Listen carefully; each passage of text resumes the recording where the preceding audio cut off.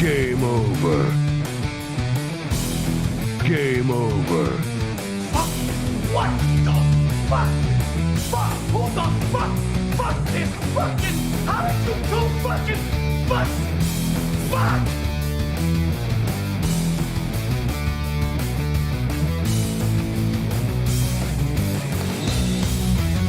Game over, man. Game over.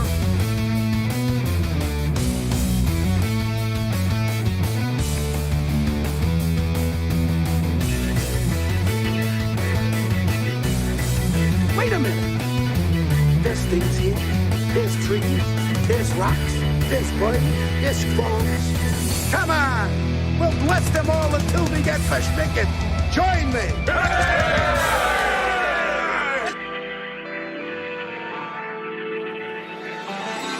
Like having sex. It's a painstaking, arduous task that seems to go on and on forever, and just when you think things are going your way, nothing happens.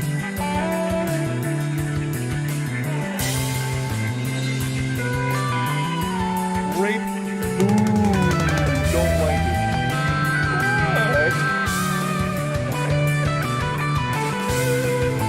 Fuck off. Fuck you! I hope your whole family has a nice Christmas!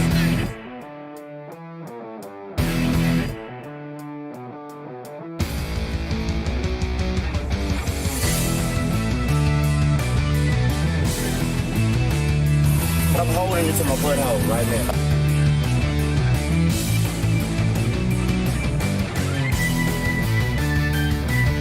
Your mouth all glued up with Connie juice. I asked you a question.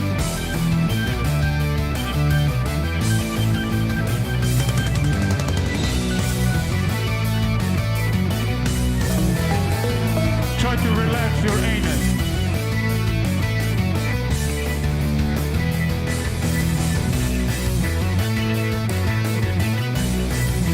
Try to relax your anus. Well, Sparkle Parks, all things being equal, you are technically correct. Show me child pornography. All right. Welcome to the show. That was not a Matthew McConaughey impression. You tried it? No. It was not a Matthew McConaughey impression. This is Rusty Grammar saying first, and then on the and now on all three saying hat trick. Well, thank you, Rusty Grammar, for joining us on Twitch, Rumble, and YouTube. I appreciate the notification that all three channels are working. Thank you. All right, I don't care. I don't care, and I don't care. There we go. I don't care. Oh, we got 2 new followers on YouTube. We are slowly trudging our way towards having enough followers to be legitimately able to take money. It's awesome.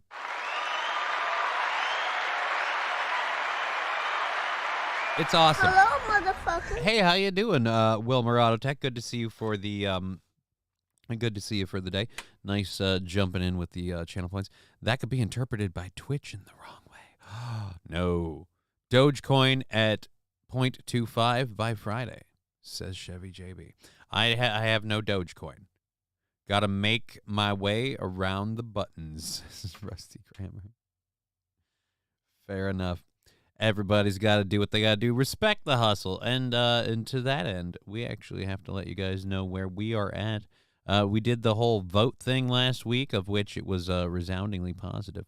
So what we're going to do is we're going to scale everything back, and so now our goal is on March 18th. So it's not this week or next week, but the week after.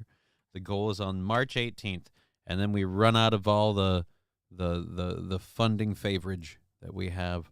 So there we go. We'll keep the overtime shows this week and next week to kind of help, just not slamming people with, no, now we have a $50 a day goal. I don't want to be one. I like having the shows prepaid in advance.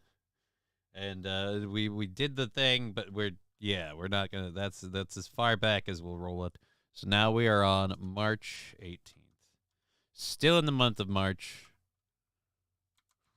which means we get to hit the month of March and the month of April twice. All right, 18th. There we go. Boom. Let's save that. You're going to take money. I have to take money to keep this little thing afloat. I have to take money. If I don't take money, I have to find a job, which is going to be incredibly difficult because I am crippled. They do not dole out work for us very often. Can't imagine why. But if YouTube ever allows it, I would be glad to allow super chats.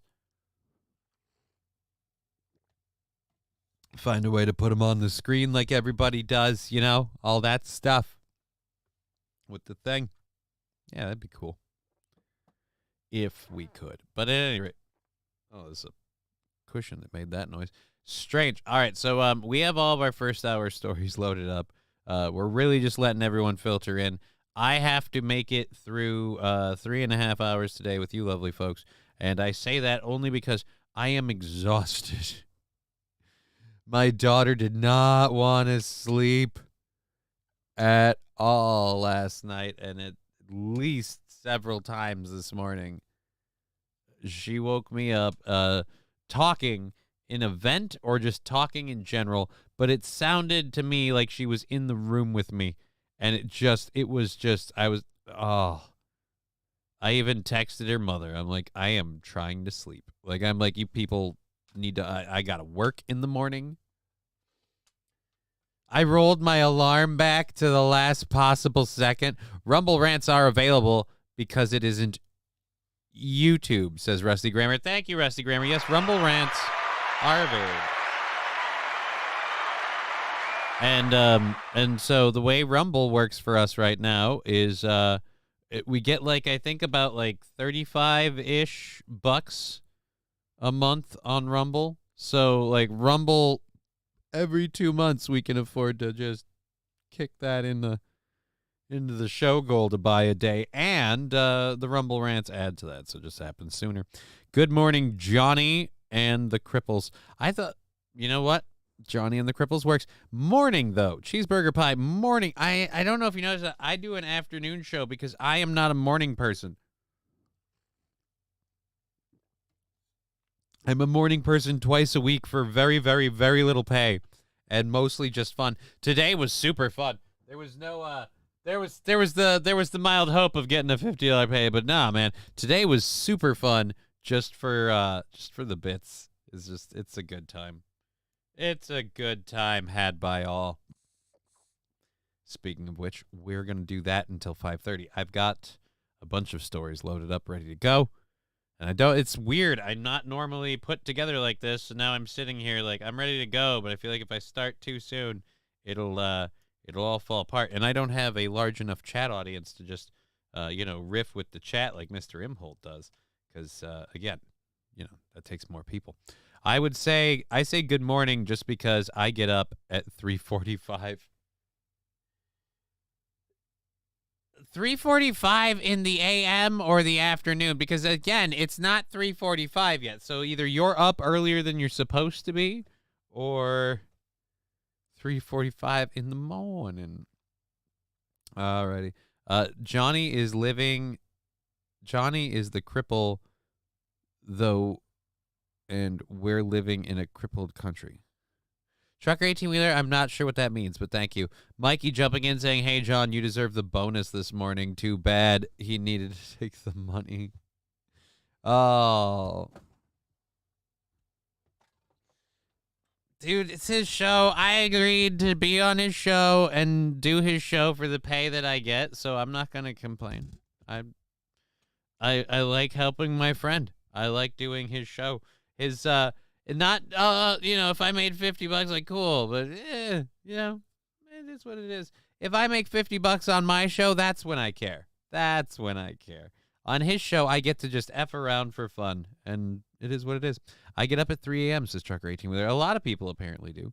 I do not. I was up this morning at 3 a.m., and now I'm just tired. So like I said, we're gonna get through the show today. I'm going to survive, and then I'm going to, I think I need to watch a movie. I think I need to get away from sitting at this computer desk constantly. So I think I'm gonna, after I get done today, Because literally, I haven't. Well, I mean, I have. I've gotten up and gone to the bathroom and stuff, but like, I haven't left here. I've been here the whole time. I got done with Imholt's thing. I started working on my stuff. Now I'm doing my thing. I've been sitting in this damn chair this whole time. I think I need to. You cut your hair? Yeah, I did. I cut my hair because I like it short like this.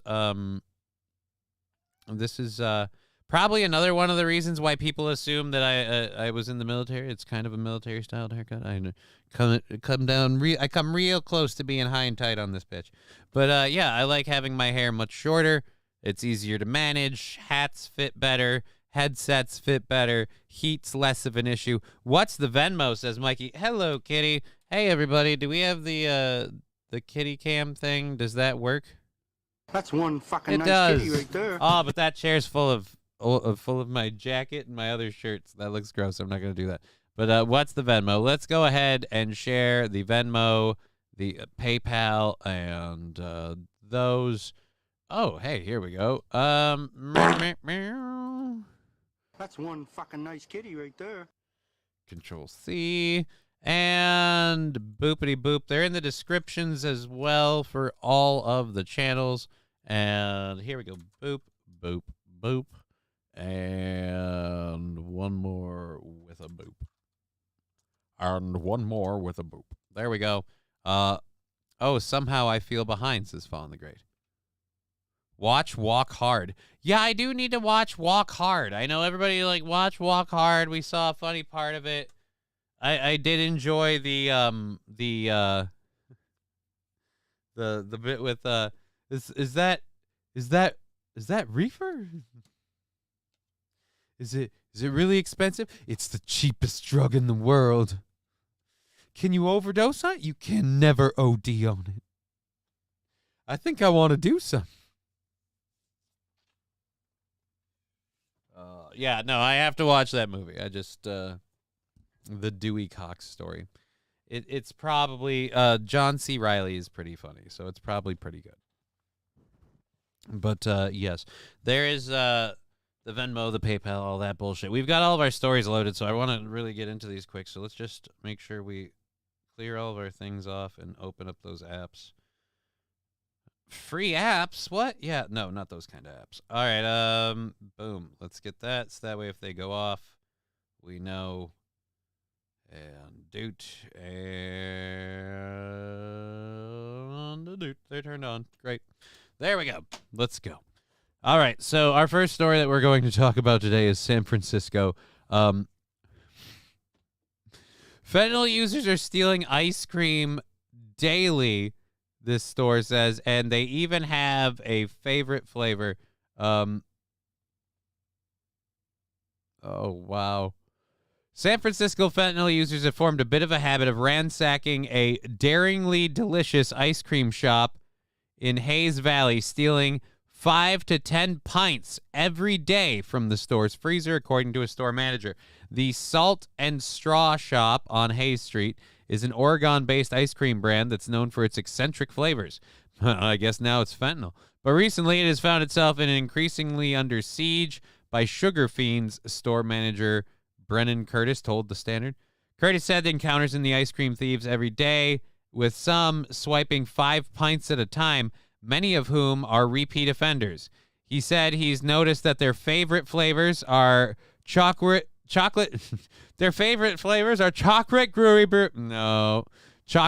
brownie, followed by salted malted chocolate chip cookie dough. The pints are priced at $12.99 each, which means the store could be losing around $120 worth of product a day due to the thefts. It's kind of habitual how frequently they steal pints, Curtis said. They come in, they start harassing customers, they go straight to the pint freezer and leave. Again, why don't you have someone stand there and harass them when they come in? In recent weeks, Curtis said he started keeping the pints in the back room in order to clean the front freezer. Since then, there's been a dramatic drop in incidents. Right? They can't just grab it and go. Once again, it's not like these are daring thieves. I'd love to see them scale in through the... All right, so we're going to get our goddamn ice cream. We're going to tunnel in through the ceiling. We're going to We're gonna have Sam's friend go in there pretending to be a pregnant lady. I don't know if he'll look like a chick. Fuck it, he'll look like a chick. I'm getting a notification from Mikey Two Milks, indeed saying bonus paid. Well, thank you, Mikey. That's incredibly generous of you. It's incredibly generous of you. All right. So now do I just knock out today's goal and move it? Is that a bonus or the day? I don't know. It is what it is. All right. Woot says Thorn. Yes. Thank you very much for that. That is very. Again, I'm very humbled by that, Mikey. It's incredibly generous. Lock the cases. Yeah. We have to lock up the ice cream, guys. We have to lock up the ice cream. We have to lock up the frozen foods. Because it turns out when you don't penalize theft at all, really, really lazy homeless people are like, why don't I just steal some Ben & Jerry's? I'll feel better. You know what goes good with meth? A little chunky monkey.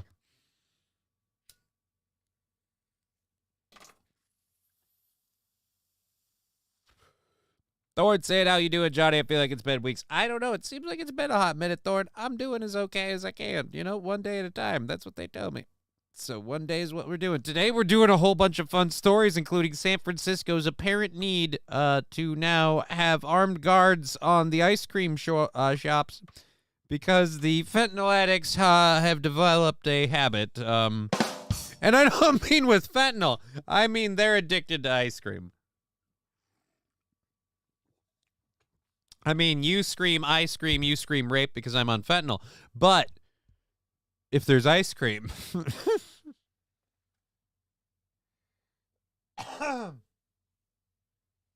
I don't know why they keep stealing the ice cream. They got nowhere to keep it. I don't think it lasts that long. I feel like they're either trading the ice cream for more fentanyl or I got this ice cream, man. They're like stealing 5 pints at a time. Oh, Jesus Christ. So a gallon of ice cream at a go. That's just... Oh, don't. Anyways, so OG Angry Fish, good to see you, sir. Good to see you, sir. We have our show going for another 3 hours and a half.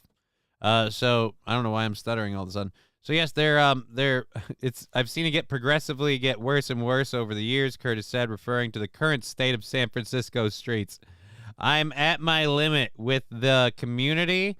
I'm just burnt out, I think. Try to relax your anus. Thank you. That is great advice, Fettuccine El Pupa, for the 125 bits.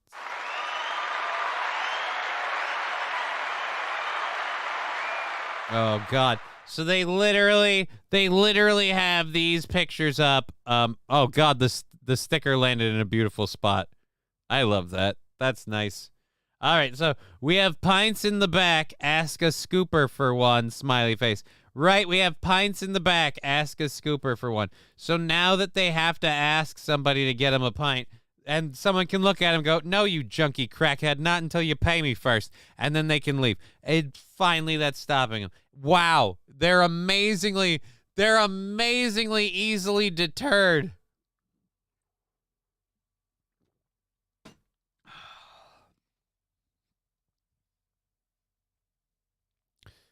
Thorne saying, wow, Aaron sells dope for ice cream. Good for him. Sells dope for ice cream? I didn't know that. Seems like a lot to go through. You can just buy the ice cream. Yo, man, I got these cheeseburgers. Thank you, Bobby Bologna. Yes, I have a shit ton of... I have cheeseburger flavored ice cream. That's gross as fuck. Not when you're high on fent. And why would you be eating ice cream if you're a fentanyl junkie? You're just going to kind of for a while. You're not going to have any sort of a good buzz, or it's not like it's an upper. It's not a stimulant. It's a sedative. You're lucky if you don't kill yourself. Most likely, you're going to take a really long nap, and then when you wake up, you've got, if there's any of it left, 2 puddles of melted ice cream and possibly just a little bit of human feces in one of those things. I'm sure somebody took a dump in it. You can't. You fall asleep on the street, someone's shitting on your stuff. That's just my assumption about reality. Ben & Jerry's is a leftist company run anyway, getting a taste of their own policies. Well, this isn't Ben & Jerry's, though. Again, this is just a San Francisco company. What is the name of what was the name of it? Salt and Straw. The Salt and Straw Shop on Hayes Street is an Oregon-based ice cream brand. So it's based out of Oregon, so it's still not a whole lot better. But yeah, I know it's not Ben & Jerry's. And this particular shop owner is like, you know what? I've had it, and I'm ready to book. What the fuck? A man sells candy at an illegal night market. This is crazy. Okay, I've seen it get worse and worse. Ice cream, candy, and other sugary items were recently revealed to be a favorite at the city's illegal night markets, with vendors selling duffel bags gushing with sweet treats faster than the dealers can shift fentanyl. So, in other words, these people are jacking the ice cream so they can go, oh, boy. They are literally stealing ice cream to pay for a drug habit. Studies have shown a strong correlation between opioid usage and sugar intake. Many drug users have told the Standard that sugar helps them combat withdrawals. The effects of fentanyl are notoriously shorter than other drugs, causing users to seek a more frequent high in order to avoid excruciating pain.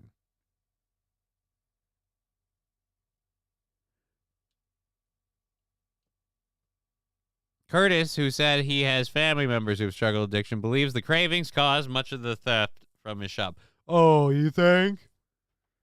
I'd say it's a mix of the cravings and the fact that cops ain't going to do shit, so who gives a fuck? Let's just steal some ice cream. DX. So yes, San Francisco is still burning. Salt and Straw on Hay Street. Fitting. Well, it was the Salt and Strawberry. It was the Salt and Straw on Hay Street. Drugs are bad, okay. I mean, they're not good, but I really can't criticize. Who am I to talk? I for one, would never encourage anyone to have any sort of a habit. What are you, a junkie? This is just ridiculous. Get your life together. Be a responsible adult. You know what I mean? Okay, is this this is fun, but it's an Oregon thing. We'll get back to this in a minute because it's another written story, and I don't want to read two in a row. And this lady's cute, so we'll go ahead and talk about something that happened this week at Six Flags. I really, really don't want to see this go the way it could, but we'll find out, I guess, after we get all the facts. But this is in Atlanta. So Six Flags in Atlanta over the weekend, they had a little bit of a thing. First this morning, we're seeing on top of a developing story, the GBI is now stepping in after an officer returned fire in a shooting right by Six Flags over Georgia. Our Erica Murphy is live breaking it all down. And Erica, this initially started with hundreds of people inside the theme park. Walk us through what led up to the shooting. Well, if I could interject just for one moment, because you seem like two lovely, intelligent black women, so I'll get one stupid white guy's take in here. I'm guessing a couple of people got their respect dissed, and they do not stand for disrespect, and then like, yo, back down, bitch, like that. You know, people started popping off at the ass, but you can tell me.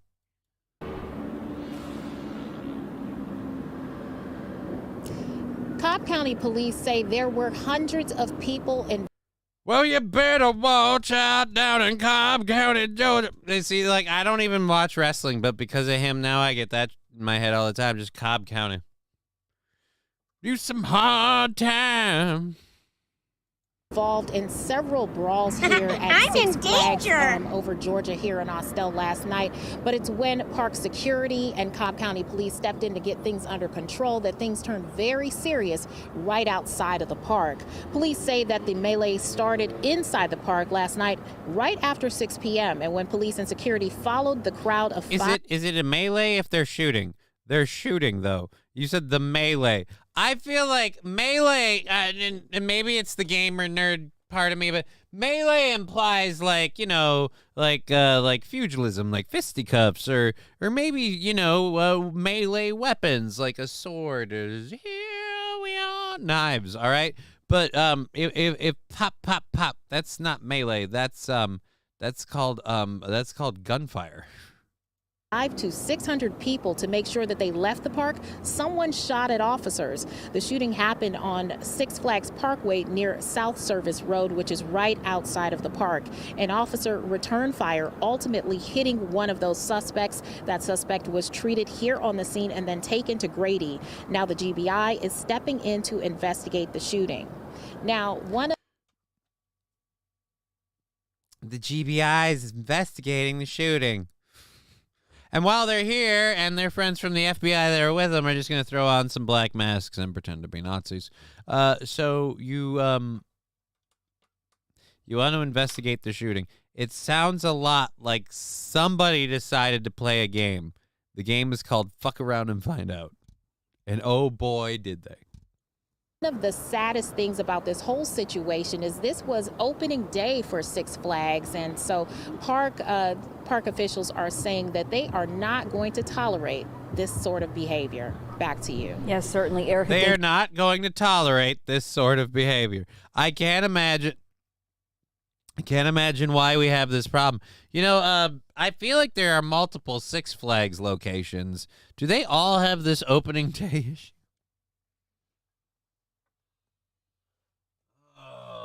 Boy.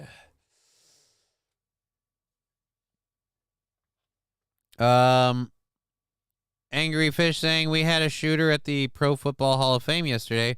Shooter still on the loose. Oh, damn, really? I might have to look into that if we have like a news story on it. We could. I'm all for letting broadcast professionals do the heavy lifting of telling the information, and I get to do the easy part of making jokes and mocking stuff. That's just a lot easier for me. So, yeah.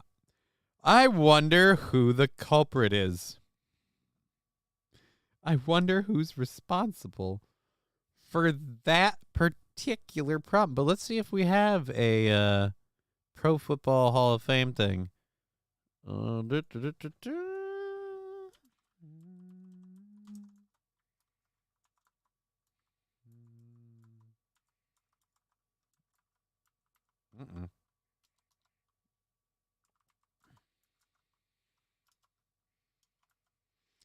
Hall of Fame.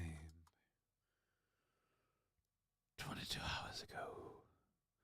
22 hours ago. They were shooting in Cleveland.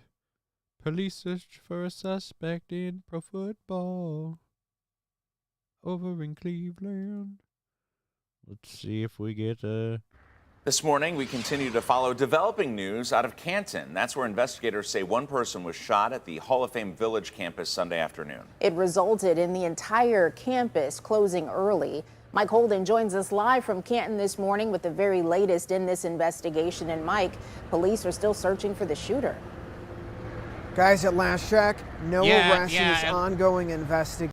Yeah, last check, no idea what's going on. All I gotta say is these are some un-American bastards that just kind of came in here to ruin what is perhaps the greatest game with, let's call it some horse hockey bullshit. I don't really know how anyone can stand for it. I think they're terrorists and they should be hung on a flagpole, regardless of their age, gender, creed, religion, sexual identity, personal favorite, Care Bear. I really don't give a shit. Just literally, like I said, just impale them in the rectum. Because this was the Football Pro Hall of Fame. Fuck you guys.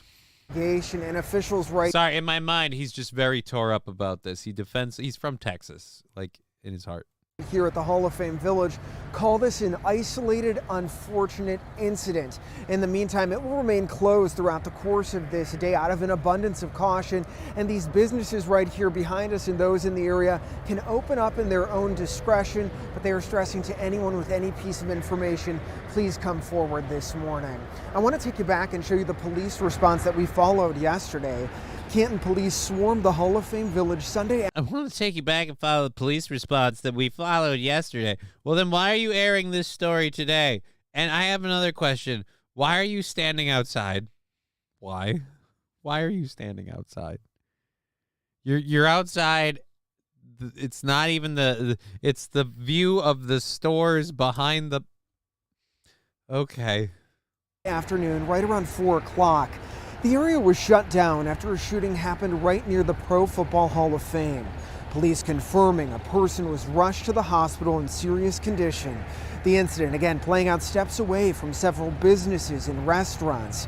Pro Football Hall of Fame officials say something like this has never happened here before, but they were prepared for the worst. People nearby said this is certainly an alarming situation, and we are told, according to officials, that this was an alleged domestic dispute. Was an outlandish domestic dispute? It's a foul. 14 yards. Illegal shooting. First down. Certainly. For us, it is always, again, about safety and security. And so out of an abundance of caution, we wanted to make sure everybody was fully communicated. It's about safety and security. Remember, everybody, safety and security. Your thoughts on the whole CTE and brain damage aspect of football? Why am I being rushed out the door? Hey, let go of me, you ass.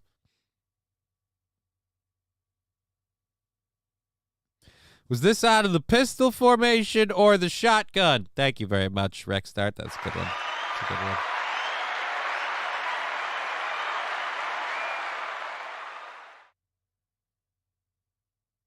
I'm sorry, you look like you're about to sneeze, ma'am. Do you need a moment?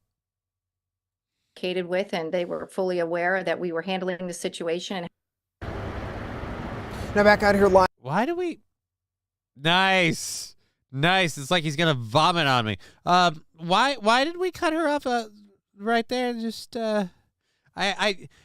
it's weird, but now whenever they cut an interview, it doesn't matter how benign the interview is, whenever they cut it and the person's like in the middle of talking, I'm just like, what were they going to say now? Like, I'm sure it was nothing. I'm sure it was just more bullshit PR crap.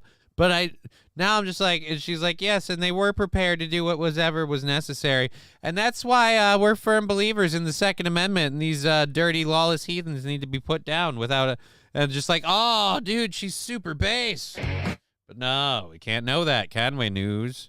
I don't trust you, newsman. Also, by the way, dude, you really look like I'm going to eventually see your picture on some sort of, like, picture on a show, and I'll be like, I knew it. Live in Canton this morning, that spokesperson who you just heard from told us they have more than 100 cameras all across Hall of Fame Village, so officials will be reviewing that, passing that along to investigators. So I'm loving where I pause this guy every time. He doesn't pause on a good face. Can we get a picture or two of the suspect or assailant or assailants? I mean, if there's all of these security cameras, can we see this this person who you know, Caballero at the Football Hall of Fame? In the meantime, the village again closed today, but Mike and Tiffany, we're going to continue to monitor this situation and check in with security, and as soon as we get an update, we'll bring it to you. We're going to monitor this situation. We're going to check in with security. You know what's nice and inconspicuous? Tall, white, and glow in the dark there. Oh, yeah, you don't stick out like a sore thumb at all. No, unless you went walking around asking about where the nearest children's school is, you're going to seem out of place. And even then, if anyone is a decent person, they're still going to want to report you because that's just a really weird question.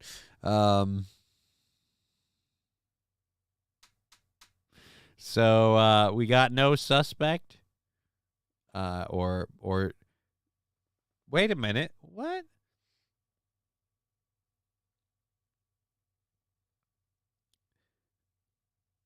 we're told that it was an alleged domestic dispute. That's all we know about the altercation. The executive president of public affairs, marketing for the Football Hall of Fame.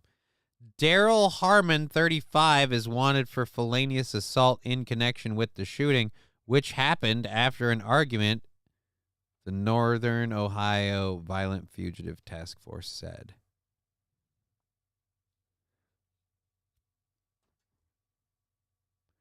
Oh, no. I was making jokes.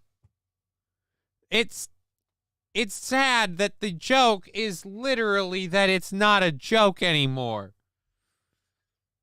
Authorities describe Harmon as a black male, 5 foot 4 inches tall, and about 122 pounds in weight. He is known to frequent the Canton and Cleveland areas. Give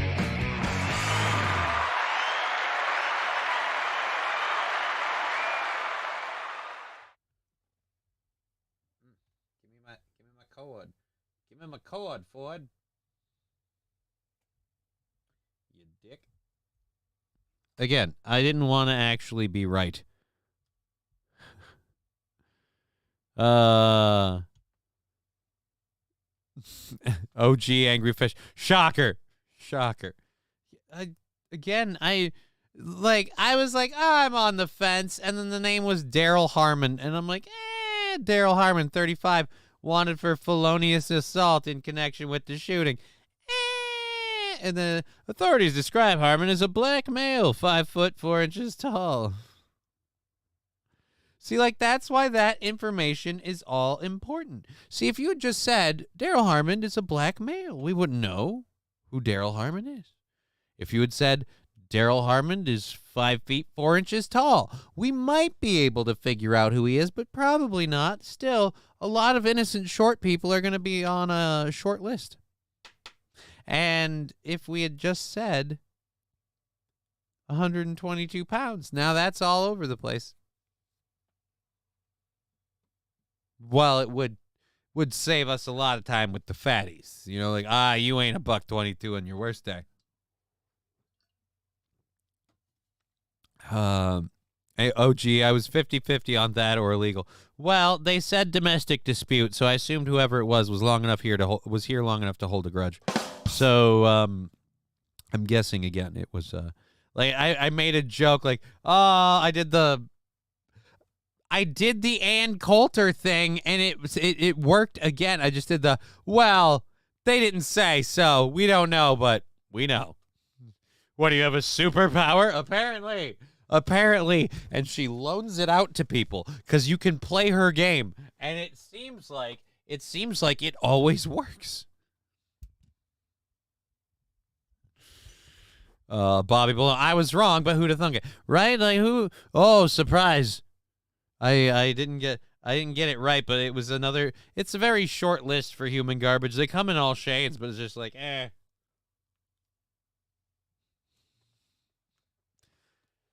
All right, so that's the big news of the Football Hall of Fame. He drives a red Ford Ranger truck with license plates. All right, so now we're doxing. Anyone with information on Harmon's whereabouts is asked to call the task force at 1-866-4-WANTED.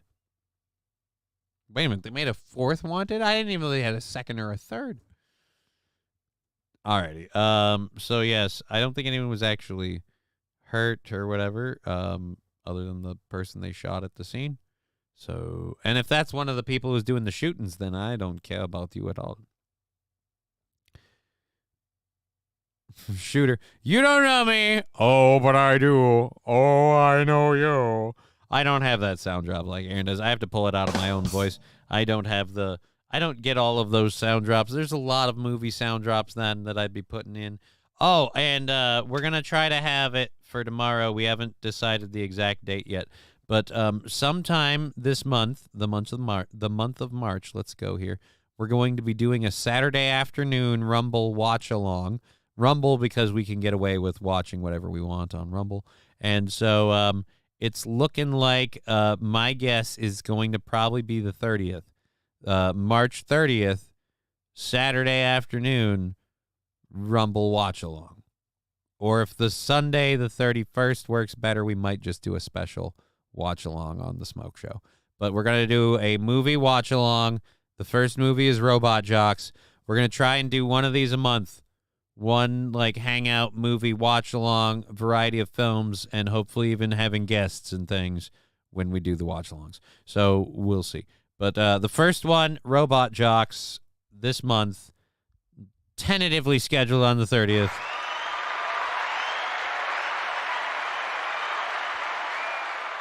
Mr. Q just got Willie Nelson tickets for Fargo show in May. Super happy. Not only is it impressive that Willie Nelson is still alive, he's still fucking touring.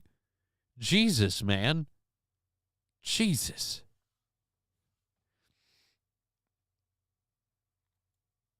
That is surprising.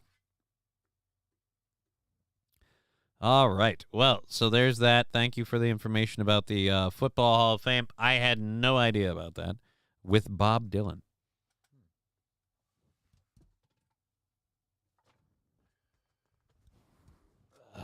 I just got real shitty legs, so I'm sorry. I keep adjusting. Anyhow, so thank you for that information, Mr. Q. That's awesome for you. And no, thank you. We have this story about a Kentucky bill. We have whoa, that was tripping me right the fuck out. We have this story about a Kentucky bill. We're kind of coming up on the back end of the first hour here. We're going till 5:30, so again we'll have like another 3 hours so of show. But yeah, I don't know where I was going with any of this. This is why I have to be careful on smoking weed. Oh yeah, we have to get back to the Oregon, the lawmakers on the bill to recriminalize drug possession. But before we do that, let's cover Kentucky. They passed a new law, and I don't know about you, but I might not eat food, like fast food in Kentucky.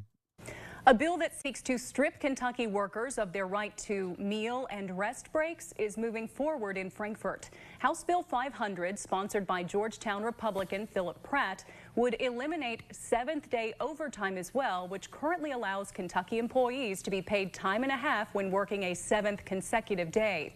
Pratt says his goal is to align Kentucky labor laws with federal standards.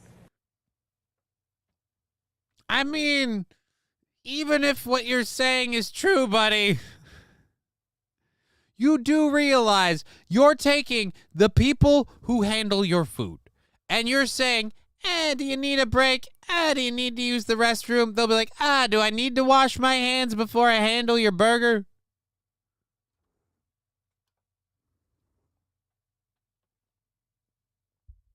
Again, it's just the fact that this is aiming at fast food workers where I'm like, I don't know if you know this or not, but there was a line in Waiting that that Ryan Reynolds said very, very well.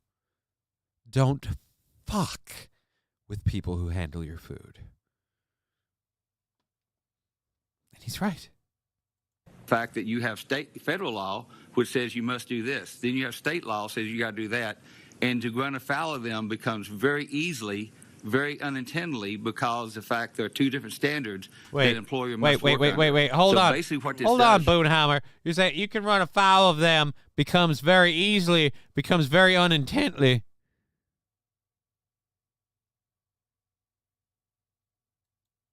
To be paid time and a half when working a seventh consecutive day.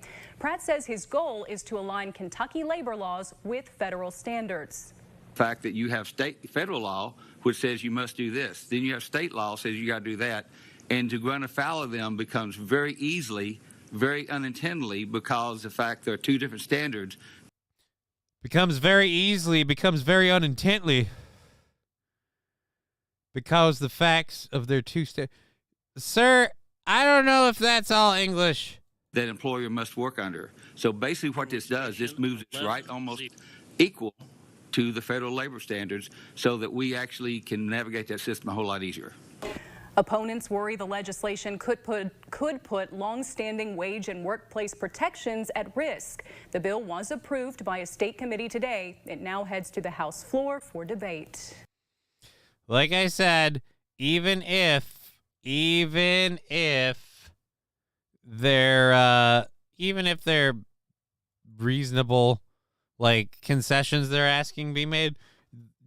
You don't fuck with the people who handle your food. If the people in that area have been accustomed to those kind of benefits, and they're the people who handle your food, yeah, I ain't eating there anytime soon. I'm gonna wait a bit. Bobby Bologna, remember, Kentucky keeps electing Mitch the Bitch McConnell. Honestly, I believe with a lot of those incumbent politicians that there's also a fair amount of gerrymandering and other shady shit that they pull. It's easier to steal local elections. You just have to confuse a few people and clusterfuck a few people. Nobody in Alabama is going to look into it. They ain't got the time.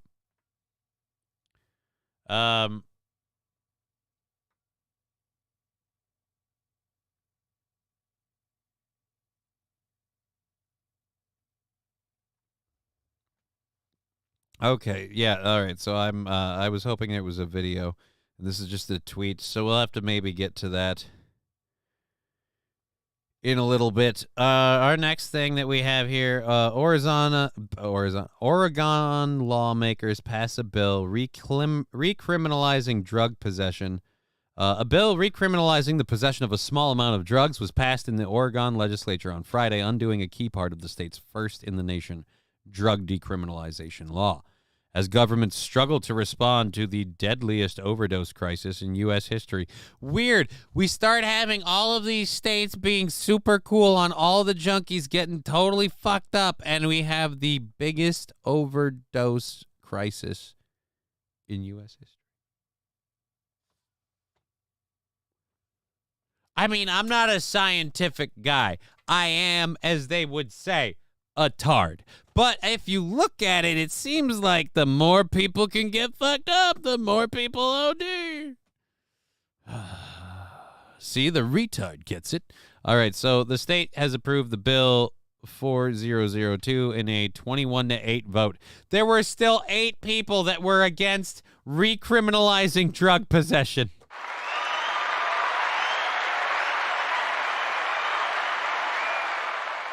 Eight people were like, no, I think we just need to be understanding. You see, the biggest problem with drug possession is they feel like dregs on society. If we pat them on the back and say, no, that's cool, do your blow, Skeeter, everything would be fine. No. You see, we tried that. And then what happened? Skeeter did blow until his head fell off. Oh, that's not good. We can't have these overdose deaths. Can we have public aid running around 24/7 with medical kits and bandages and supplies to keep people who want to overdose alive? Why? It seems like that's what they're working for. The inevitable end. Let them have it. He suffered enough. Let him go. All right, so the state approved the bill. This bill, which we are dubbing With this bill, we are doubling down on our commitment to make sure Oregonians have access to the treatment and care they need, said Democratic Senate Majority Leader Kate Leiber of Portland, one of the bill's authors, adding that its passage will be the start of real transformative change for our justice system. Isn't that interesting? The left-leaning people who pitch the whole let's not treat them like criminals crap are like, you know what? By passing this bill, we are proving that we care and we're going to... Oh, isn't that something? The measure makes the possession of small amounts of drugs, such as heroin or methamphetamine, a misdemeanor punishable by up to 6 months in jail. It enables police to confiscate the drugs and crack down on their use on sidewalks and in parks. Drug treatment is also to be offered as an alternative to criminal penalties. Oh, of course, because it's not their fault. After all, the crack made them smoke it. You know what it is? It's not the drugs. It's not the junkies, man. It's the drugs. The drugs make you do them, whether you like to or not. You don't get a say in the matter. You're just hanging out, minding your own business, and then one day, just by random chance of fate, maybe it's because it's that particular season in the air, and the drugs just jump in your mouth and say, "Smoke me, motherfucker," and you have no choice at all, even a little bit. Alrighty, so they are still being super soft on it, but they have turned it around. The first state to decriminalize drug possession and to decriminalize carrying and using small amounts of drugs. The first state to completely decriminalizing it, turning around on that decision. Better late than never. Bobby Bologna, just leave the weed alone and it's all good. Look, the weed is all good, but let's be honest, potheads are fucking annoying. I know I am. And I'm not even like you gotta smoke weed, bro. Like, I'm not one of those people, but I am one of those people where, like, I will smoke weed almost all the time as much as I can. Like, if you don't want to, I don't give a shit, but you gotta be cool with the fact that I want to as much as humanly possible. Like, if I can find a way to sneak off and smoke some weed, I'm gonna do that. I'm going to do that. Oh, and Ohio Snoopy subscribing. Thank you. I just saw that 9 minutes ago. Ain't that amazing? Sweet. And that's weird. I don't have any of the 3 days, and then 9 minutes ago. The mini feed be fucked. Alrighty. So the lawmakers who oppose the bill voiced their concern. Oh, I want to hear some call it a return to the war on drugs that disproportionately impacted and imprisoned millions of black men. Oh, fucking God. Why? Why do these stupid people hold office? That disproportionately impacted millions of black men. That might be the war on drugs in total, but how many innocent black men are getting rounded up and arrested because of Oregon's drug policies? I have a better question. How many black men do you have in Oregon just, like, hanging out? Don't get me wrong, but I picture it being an awfully white part of town. And I see a lot of that confirmation in all of the photos we've had supplied today. And yes, I don't understand at all why that's a thing. All right. Democratic Senator Lou Frederick of Portland, one of 4 black senators, said the bill had too many flaws and that testimony on the bill heard again and again was that substance use disorder requires primarily a medical response. What it requires is an intervention. So you're not willing to do that part. You're not willing to intervene. You're willing to medically treat them and kick them out back onto the street where they will use again. You need to intervene and not allow them back out on the street to go get more drugs, because that's what they're going to do. And you've got to hold on to these people until they can get the need to go get more drugs out of their system. It is a physical and psychological hook, and you've got to break them both. And even then, they might relapse. They have a hell of a lot better chance than if you're like, well, we gave them some Narcan, told them, shame on you, homeless junkie. Now get back to your Coleman tent and continue to smoke the pain of life away. Oh, until it burns down and takes the whole neighborhood with it. They love it in prison. Don't deprive them of a home.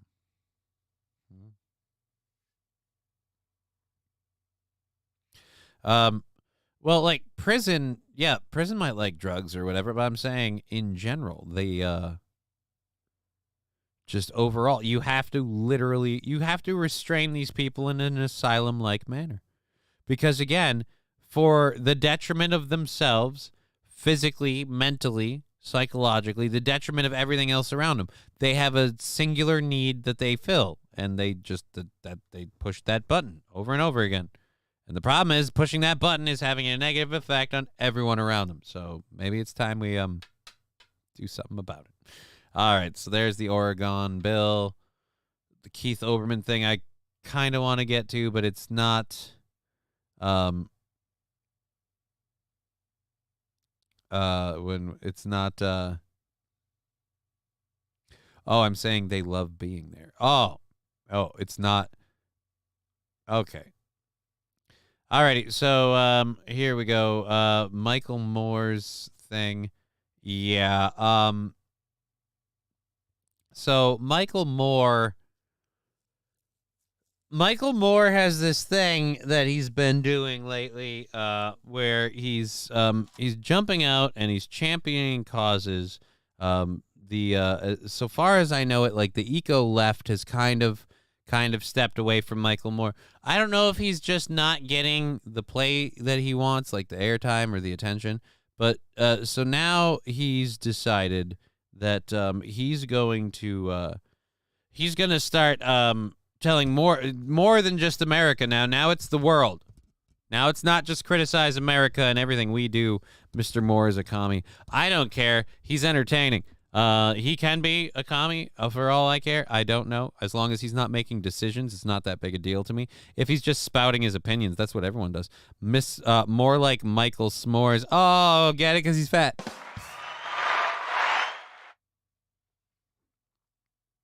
Not a bad one, though, if we're honest. Micheal S'mores. All right, so he went on, and spoiler alert, he went on a program, where he might be seen as a bit of a loose cannon, bit of a wild guy. He went on MSNBC.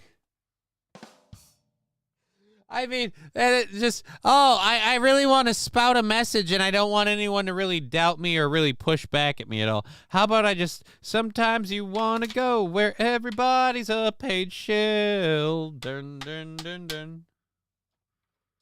All right, so let's hear Micheal Moore explain to Israel on how this Hamas situation is going what the real problems are. Again, Micheal Moore is explaining to Israel this whole Middle East thing. You think you got it licked? It's the crime, because according to my knowledge of history, the enemies of Israel who have been persecuted, the Israelis, the Jewish people of this world have been persecuted for 5,000 years. But for the last 2,000 years, most of the persecution has come from white, European-centric Christians. That's been your enemy.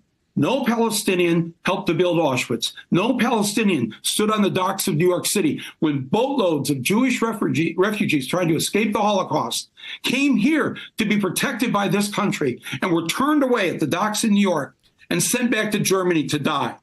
No Palestinian did that. No Palestinian ran the Spanish Inquisition. Your enemy is not the Palestinian people.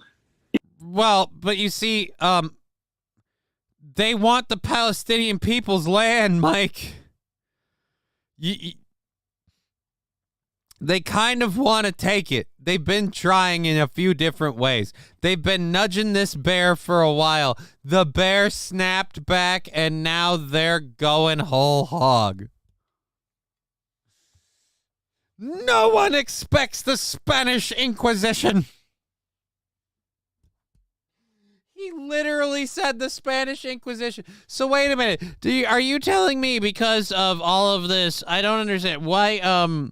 What does any of this have to do with the fact that the Palestinians are pissed because the Jewish state of Israel exists in what they believe is their homeland, and Israel said we want that homeland again because of all of the white Anglo-Saxon Christian-y people. And those people, primarily the U.S. now, but those people have been the ones propping up and supporting Israel. So again, why would they have any problem with us? We're paying for all of the weapons, building and making all of the toys that they're using to mow those people down. And they learned it from the Germans, Mike. They learned it. They learned it from the Germans. It is white, Christian, European people who have been slaughtering Jews for the last 2,000 years. Again, the last 2,000 years. But I don't mean to be a stickler, but these people but what have you done for me lately? I feel like lately, a lot of the white Christian Anglo-Saxons haven't committed as much of the murder and the hate. A lot of them pay for our things. We had a lovely friend of ours named Jeffrey who introduced us to many fine people. Oh, wow. Again, even if everything you were saying is true, Mike, and I'm taking the chat off the screen just for a second so people can see how gonzo you look. Even if everything you said is true, how does that change the fact that, again, the Jewish people, a majority of the Jewish people want the Jewish state of Israel. The people that want the Jewish state of Israel, most of them unanimously agree on its location being where it is. That's where the conflict is coming from. It's not coming from who's been burning us for the last 2,000 years. Hobo chili recipe. That's so terrible. What a mashuga, right? I got to put the chat box up so gems like that can take place of his face. But it's just, again, buddy, I don't think you realize it's not about who's been doing the most Jew hunting or Jew hating. It's about, well, how can we take their house? And let's just call it for what it is. But why are they in an open-air prison? Why are 2 million of them in an open-air prison? Again, 2 million of them are in an open-air prison because they really want to take that land. I love when people are like, I can't call the Jewish people a bunch of colonizers. But that's what they are. I mean, kind of. They kind of just went, hey, this place is ours. We're here now. You know, much like we did with the American Indians. The difference being we didn't give them a centralized place from with which to attack all of us. It was too much. They couldn't. The reservations never worked together. I heard Cleopatra was a gigaboo. What is that? Yep, we just took it down in WW2 and handed it to them. I mean, I think Detroit would eat him. They have packs of wild dogs. Oh. Okay. And I don't know who the she is. Because those were two. Okay. So yes, that is our Micheal Moore clip.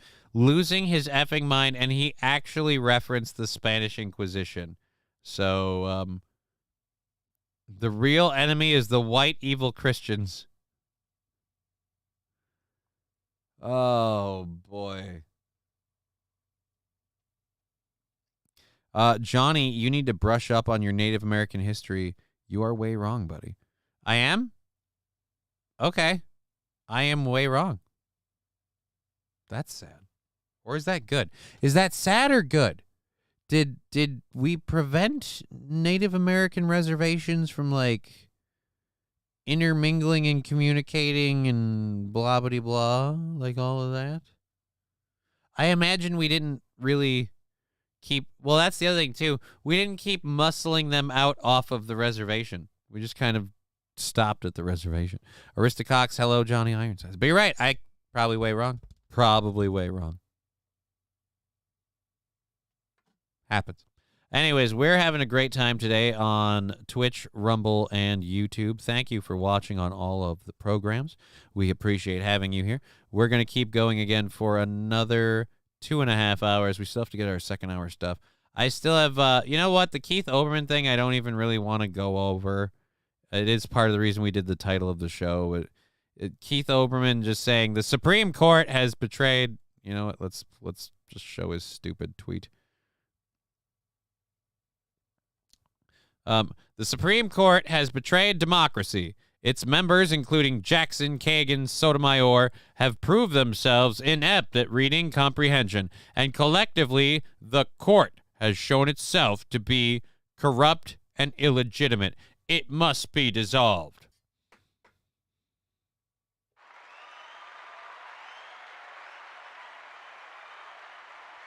If the court was like divided right down party lines, I could understand this take a little bit. You're doing this on the one case where the justices agreed unanimously.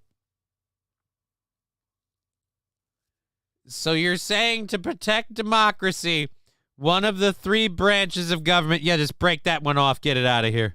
Burn it. Burn it. Oh, boy.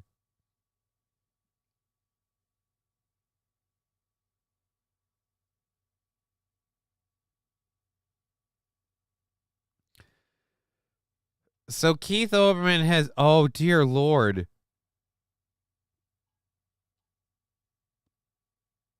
Okay, this is actually, I was going to leave, but now this is getting interesting.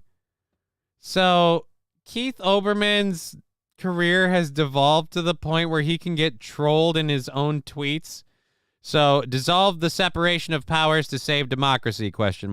If the political whores on the court are overruling quite explicit language in the Constitution to benefit one politician, your separation of powers died long ago. You're exactly right, Keith, and I also ask, when are they going to do something about this Biden administration? Then Gunther Eagleman said, cry more, 9-0. Those aren't tears, fascist. They're urine. I'm sure you enjoy being bathed in it. Cope and seethe. Oh, wow. I don't care about fucking... what a fucking piece of garbage. Oh, the Supreme Court. Check it out below. My little thing on it. Go fuck yourself. Brick suit. Liberal tears flood the nation. Right. All right. So, yes. So, everybody on the internet seems very much on the side of, all right, dude, regardless of where you land on this, be like, oh, the court needs to be dissolved. Like, okay, so you're not the crazy person? Sure. Have trouble believing that. So, all right. Keith, again, losing it. I love that he's like, someone just tweets at him, just like, cry more, loser, 9-0. Aristocock saying, let's make Johnny bigger than Steel Toe. Aaron will get big mad and might actually diet. I'm all for it, Aristococks. I'm all for it. I am all for it. I have no problems with that whatsoever. I don't think it'll happen. But hey, I'll be here every day. Or at least until I'm dead. So we got like a year? Cool. Alrighty, Keith Olbermann. Gone but not forgotten. Because he just won't stay gone. As soon as he stays gone. Alrighty, so Keith Olbermann's lost his shit. Micheal Moore is, again, crazy. Finagle Bucks Vet, a year. I'm joking. I'm joking. I mean, who knows? Fuck off. Maybe I will. But yeah, I mean, I don't know. It's almost like liberal judges were thinking, what if this happened to the other party? Right? Right? It's almost like the liberal judges went, regardless of what happens here, eventually a Republican might be in charge. And it would be really, really bad to see a Republican kind of do all the things that the current Democrat is. Again, the biggest problem I have with the liberals right now is the things they're screaming to me about Donald Trump doing are literally the things that Joe Biden is doing right now. So, as Bobby Bologna said, that's hilarious.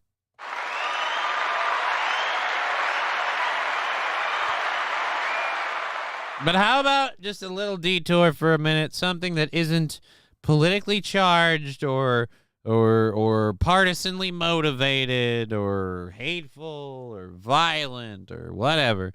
But I don't know, maybe somebody will die because this looks ballsy.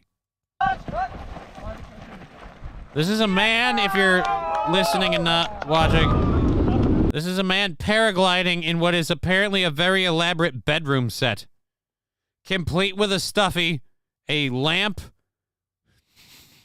2 nightstands,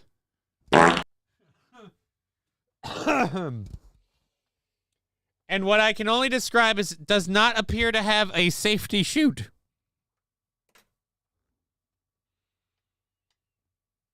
Does not appear to have a safety chute. Is this the bed he's going to be buried in?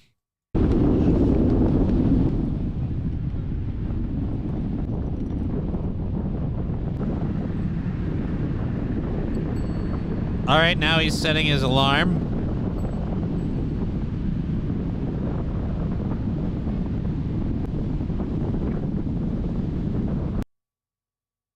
You are not going to sleep.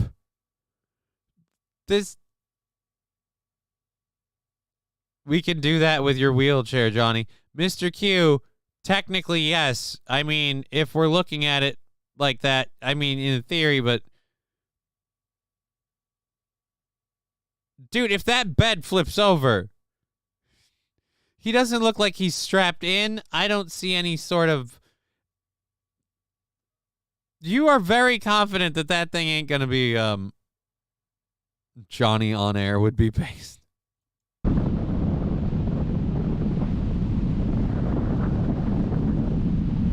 We can all agree about one thing, though. As crazy as this stunt is, still safer than the vaccine.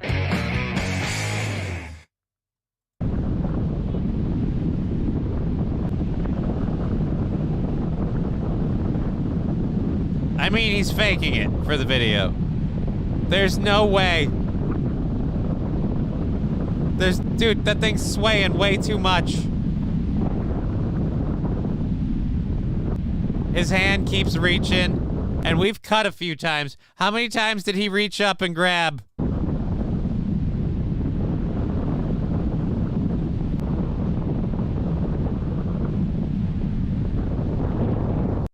I don't know. Is he out? I don't think he's out. I don't think he's out. Sarah, hey, what's this? Looks like bird poop. No, no. No.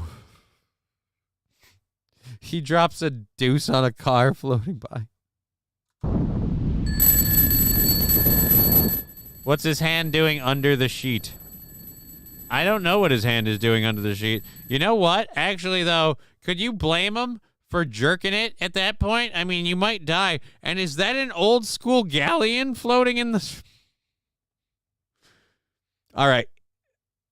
Super awesome if he just throws the alarm clock off the side. Pitch the alarm clock off the side.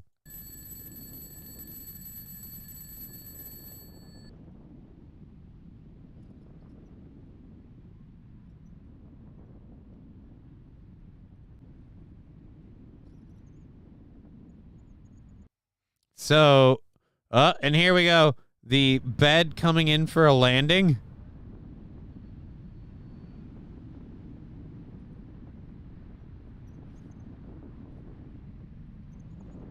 Johnny Depp made a cameo. I want to see the bed touch down.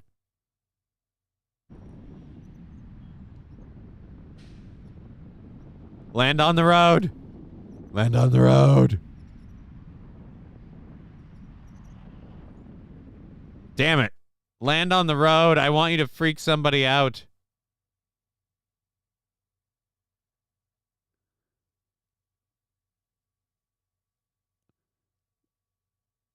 Fucking A. This is taking forever. Dude, how hot would it be though? You land next to a chick like, hey, what's up? Saw you in my dreams. Thought I'd come say hi.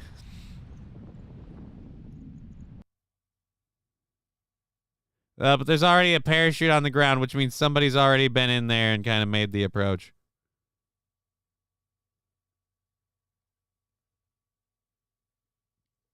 Damn it, he survived. Well, shit.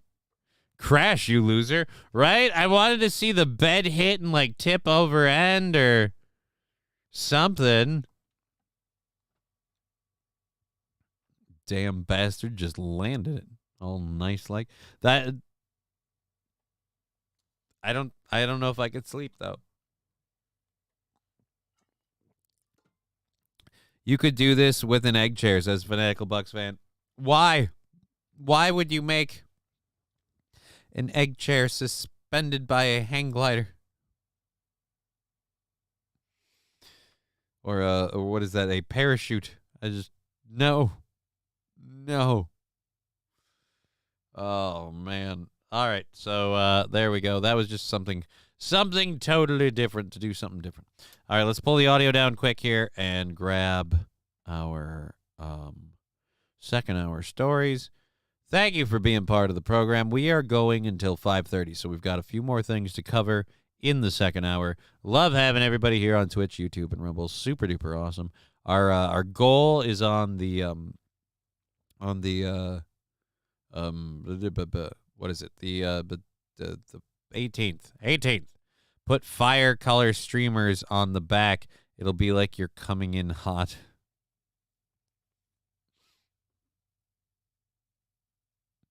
I mean, fake pyrotechnic stuff to make it look like the bed's on fire? I don't know. At what point have we gone too far? It's just, again, they paraglided with a bed. Just don't see that every day. All right, so we have a Missouri bill to talk about. I really hope that's a video. Nope, doesn't look like it is. We have a video to talk about. And then we have does this one have a video? I hope so. If not, we at least have pictures, or a picture. I can't wait to see how the woke people handle that. All right, so there we go. Boom, male runner. Profit earning story. Florida man games. I have to make sure, find. There's got to be some video. If it's not in this story, then I will look for video. Oh, it looks like there's video. Good, because I need video. The Florida man games. I can't believe that that's a thing, and it's not getting national coverage. What's wrong with the world? And the Miami, speaking of Florida, Miami is very not happy about spring break. Like, after last year and the last couple of years, they're like, hey, no more. No more spring break. So we'll talk about that and everything as well. So we're going till 5:30. Oh, my voice. We're going till 5:30, so that's another 2 hours and 15 minutes of hanging out with you lovely folks. We've got all of our stories up for a second hour. We'll move through all of those.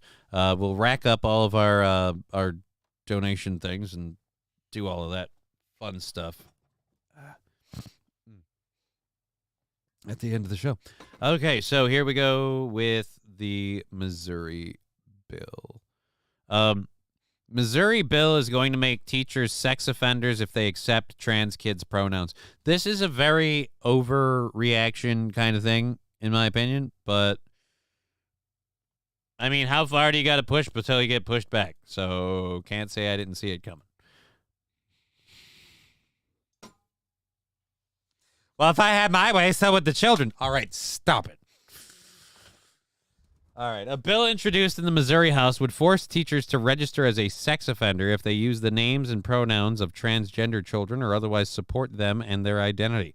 HB 2885, filed on Thursday, February 29th, by State Representative Jamie Gregg, would make it a Class E felony for teachers or school counselors to aid the social transition of a child, meaning that a teacher provides support regardless of whether the support is material, information, or other resources to a child regarding social transition.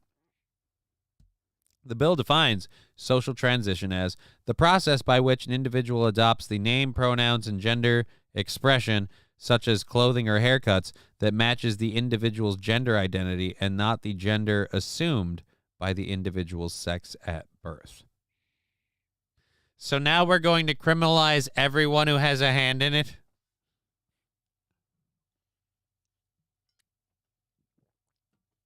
Fanatical Bucks fan, I support this bill. Well, again, this is a Missouri House bill. And like I said, this is a overreaction, but I get where it came from. Gregg did not have any co-sponsors as of press time, and no hearing has been scheduled for his bill. If it were to become law, however, the bill's provisions would have devastating effects on not only Missouri teachers, but also for transgender and gender nonconforming children.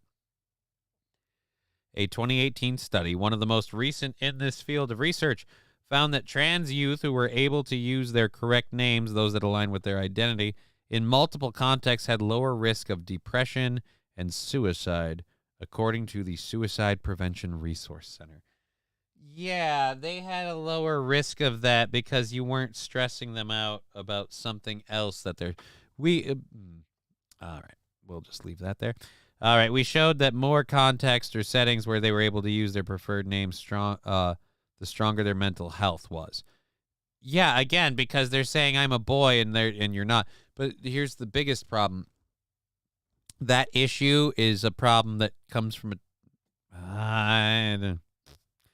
all right, so the Trevor Project. Yeah, but all right, it doesn't sound like this bill's going to even pass. I honestly don't believe something like this could pass even in Missouri, but it's worth noting as it's rare we get a new anti-trans bill that hasn't been written before, Reed said to a statement on X. And in a much more fascist right-wing anti-trans government, should they win, it wouldn't surprise me. I love it how it's fascism when they're like, oh, you fascist, you don't want to allow trans kids to be trans kids. I just don't want surgeries to be a thing. And I'm apparently anti-trans for that. And I would point to all of the stories and interviews of detransitioners saying, yeah, I didn't really like this. But the trans community doesn't respect detransitioners. So we can't bring theirs. It's weird. You can't bring people who actually back up your argument. Even if those aren't the act, like, oh, well, most people don't regret it. Yeah, well, this person did. Well, that person's been corrupted by the blah, blah, blah, and the So I don't know. All right, that's enough stupid stuff on that. The Missouri bill that will go nowhere. Let's go ahead and close that out. Now, again, I can't imagine why anyone would have a problem with teachers in schools or say that we should be watching them extra sharp if they start getting interested in our child's social or sexual identity. I can't imagine why.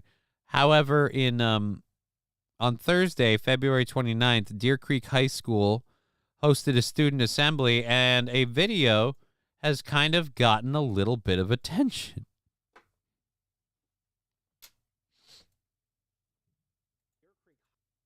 So, again, remember, passing this bill would be anti-trans.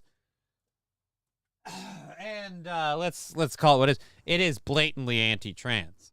But the reason that people want to pass bills and things like this is because, again, the whole, like, we'll tolerate it because it's just a different lifestyle thing kind of went out the window when you start involving the kids. Now we get weird shit like this. High school. Fox 25's David Chazanoff has reaction from the district and its parents tonight. David, what are you hearing?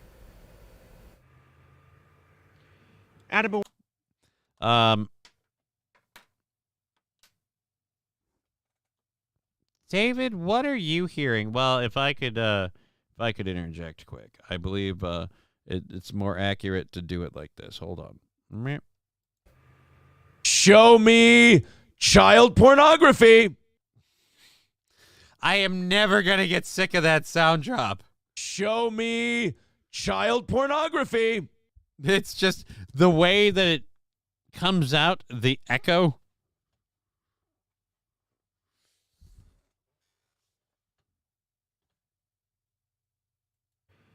Wendy, a parent whose child attended the event calls it deeply disturbing, and we do want to warn you the video you're about to see may be graphic to some viewers. Show me child pornography.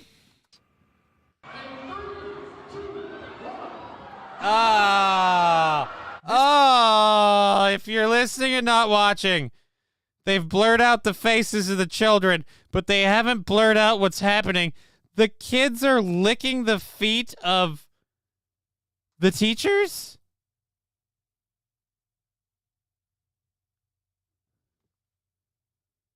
I hate to say it, but I got what I wished for. Show me child pornography. Oh. Shows Deer Creek High School students licking toes at a fundraising event Thursday. We have blurred their faces to hide their identity. It was surprising. I didn't think they were gonna do all that. It was surprising. I didn't think they were going to do all that. And when they pulled out the strap on and they said, "Now we're fucking," I knew I was in trouble.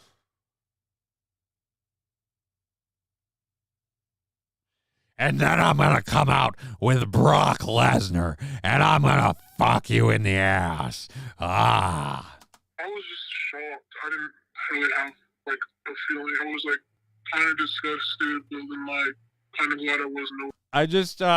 I just closed my eyes and just pretended not to be there, and I just, mentally left the room, and I just let whatever was happening happen. I just didn't process it at the time. I just shut down. Sounds like a rape victim. Over there. He is devouring them! Whatever she told me yesterday that was happening, I had to ask her, like, wait, what? They're licking peanut butter off of toes. What? The deer. Oh, it's even worse. Peanut butter off of their toes.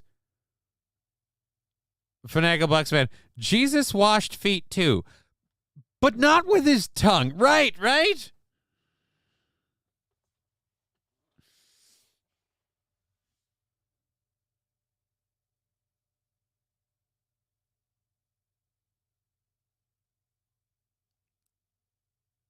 All right, Saint Aaron, that's a long one. I'm just not even going to go reading. It's just not in Deer Creek. Thankfully, they don't have a high school.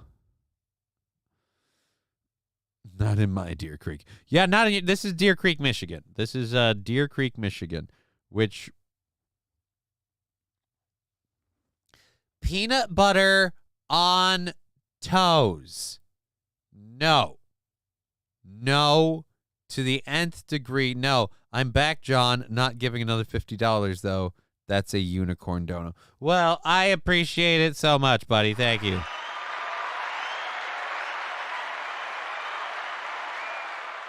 I haven't decided if we're throwing it into the goal or not yet. It's one solid number. So if we do, we knock out a day. I haven't decided what we do with that yet.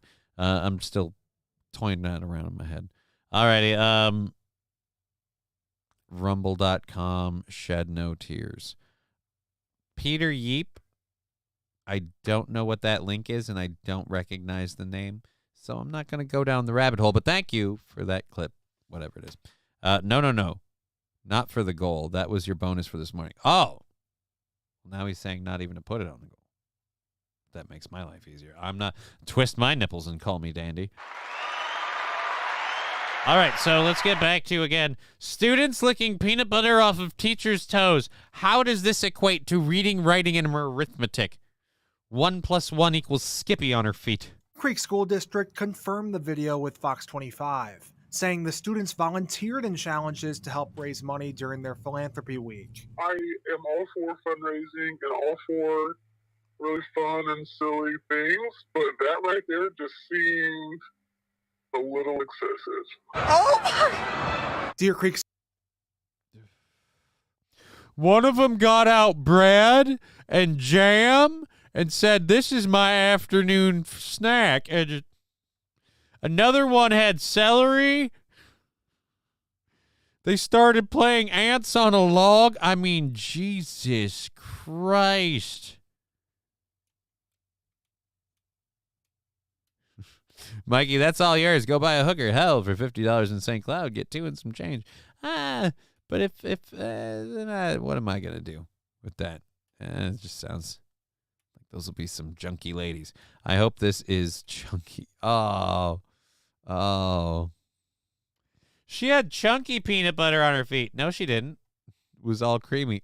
Oh. School says every student who participated signed up for the games they played ahead of time, and that no faculty or staff were involved during the assembly. They note that the fundraising week helped raise more than $152,000. Holy shit. I guess when it comes to money, you can say, show me the money or show me child pornography. Either way, dividends. It's really great that they raised a lot of money. I feel like maybe they could have done a little bit more accountability and ownership in that statement for. All right. Are you really about to talk to people about accountability and ownership of their statements when you're calling in anonymously through what sounds like a fucking Dixie cup, like tinfoil phone? Like, what the heck? I think these people should be held accountable. Really, Anonymous? Would you like to gargle some more of that? Wop wah wop wah wop wah. What, Charlie Brown? I hate people that aren't willing to be held accountable for what they're saying. Demand accountability. Hey, maybe we didn't fully think this thing through here.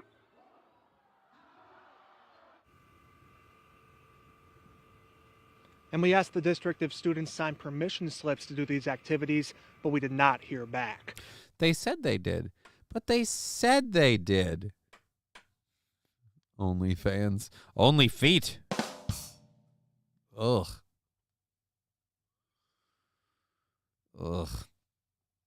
Hey, we had the permission slips, but we recycle paper here. We gotta be super green. Ended up recycling them. Sorry.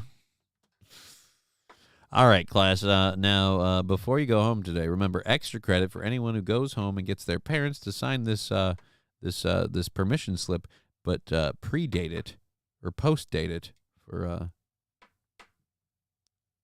predate it for 3 weeks ago. Just before that whole feet licking thing happened.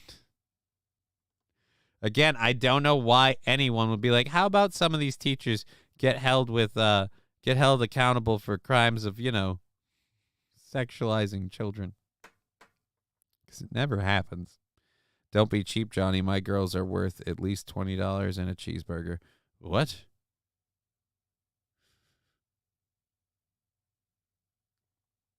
Is that somebody admitting they run prostitutes, or is that someone saying that they have daughters that are worth $20 and a cheeseburger? Either way, you know what? I think I have a sound drop for that. Where is it?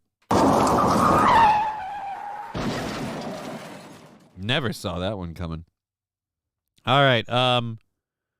So, guys, I don't know, guys and girls, I don't know if we'll hear a lot of this story on the mainstream media. So I wanted to get to this. Riley Gaines shared a post of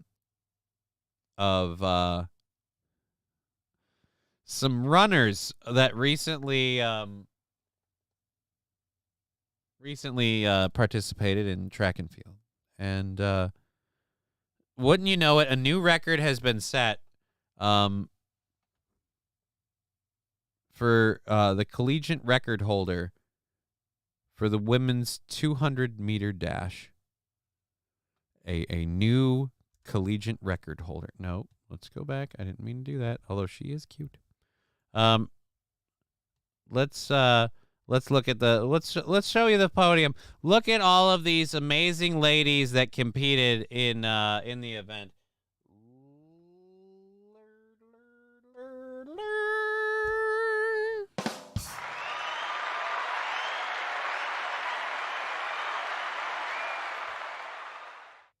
This beefy chick came in third.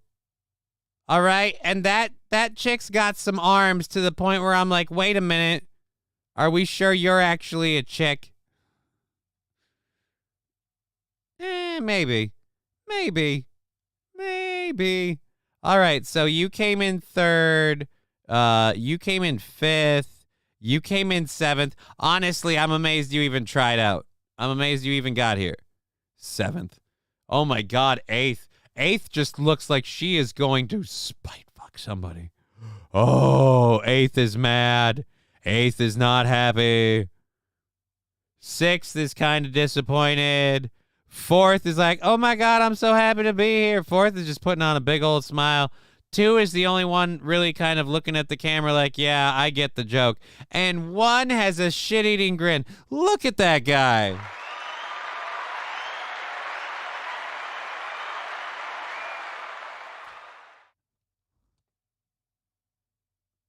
Again, number one, the winner of the 200-meter dash, new record holder for collegiate women's 200-meter dash.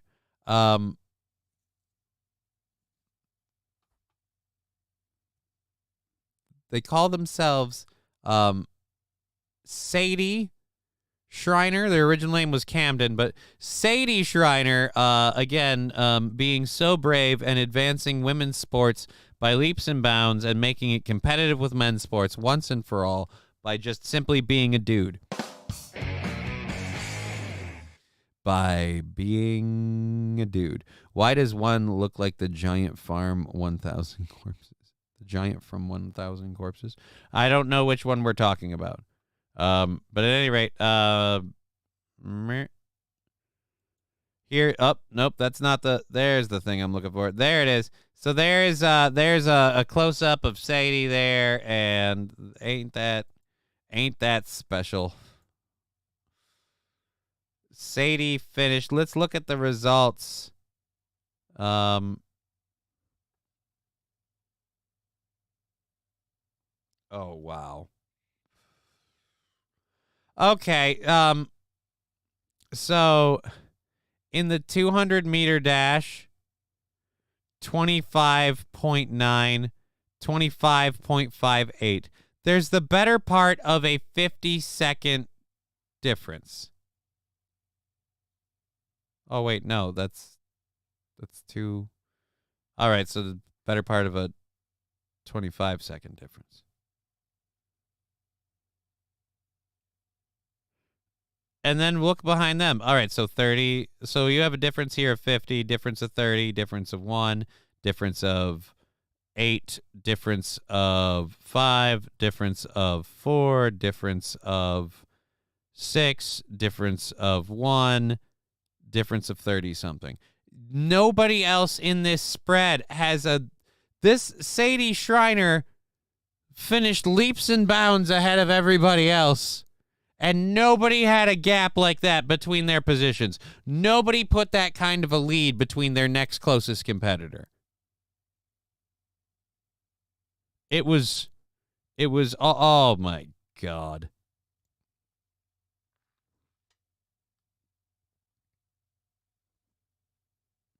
And it was a sophomore, by the way. It was a sophomore. The closest one was a senior. Couldn't keep up. Couldn't do it. But hey, at least it was a white guy that took a bunch of achievements from some black ladies. That's not racist.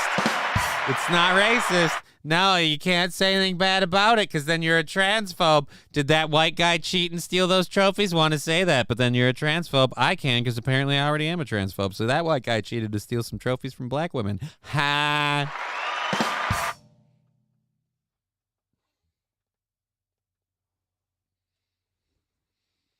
I don't know when we're going to finally see people be like, all right, enough is enough. I've had it. But that picture, I feel like, is really getting to the line.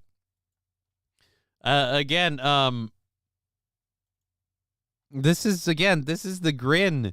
The like, holding my 200-meter dash and just, yeah, motherfucker, if I had half the testosterone you did, I dare to say even on the same platform, you guys are probably barely even the same height.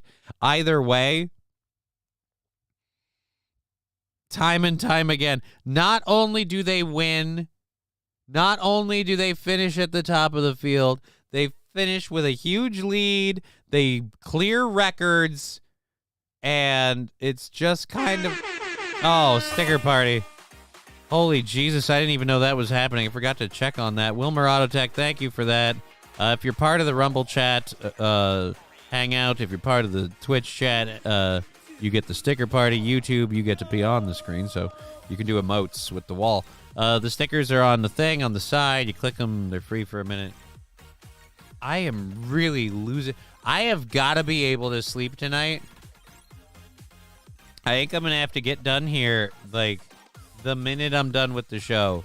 I'm making some popcorn. I'm watching a movie.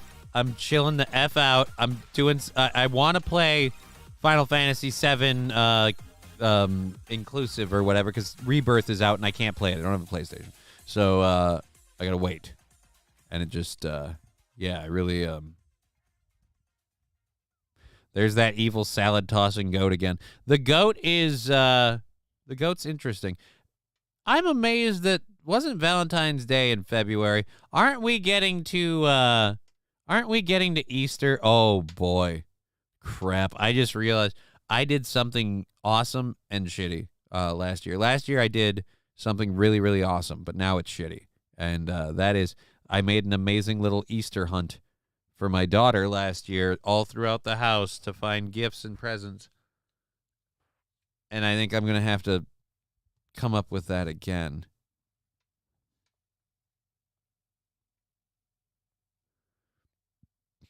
Ryobi Pirate said, hell, you're still waiting for Uncharted. No, I'm not. I don't care. I don't care about Uncharted. I never cared about Uncharted. I'm sure some people are still waiting for Uncharted. I'm waiting for the PC release of Final Fantasy VII Rebirth, which is not out yet, and it won't be for like a year. But I have the like all-inclusive Final Fantasy remake thing with all of the extra DLC, and I can go get the Crisis Core remake and enjoy that. Hide nugs around the house. Every time you find one, it'll be a pothead Easter. Fanatical Bucks fan, I live with a 5-year-old. Are you insane? Are you insane? I guarantee you, no matter how well you hide it, no matter how well you intend it, if you squirrel away nugs for the winter like some sort of pothead squirrel, the first one that's going to find it is the kid. The second one, the cat. And then you're running a risk. Because if he thinks it's catnip, he's going to eat it. And if he doesn't think it's catnip, he's going to bat it around like a toy. Either way, again, no. We don't have a whole lot of songs that feature the cowbell. I gotta have more cowbell, baby. Woohoo. Mediocre personality subscribing to 19 months to this program. Thank you for supporting me for 19 months on this show. I appreciate it so very, very much. We are so very grateful. Thank you. 19 months. Cowbell coming in. Hey-o. And there we go. All right. So now a hype train might happen. Let's cover the last of this. So the second place runner, the fastest woman in the race, was a black woman, so essentially Sadie, a white trans man identifying male, stole the gold medal from a black woman.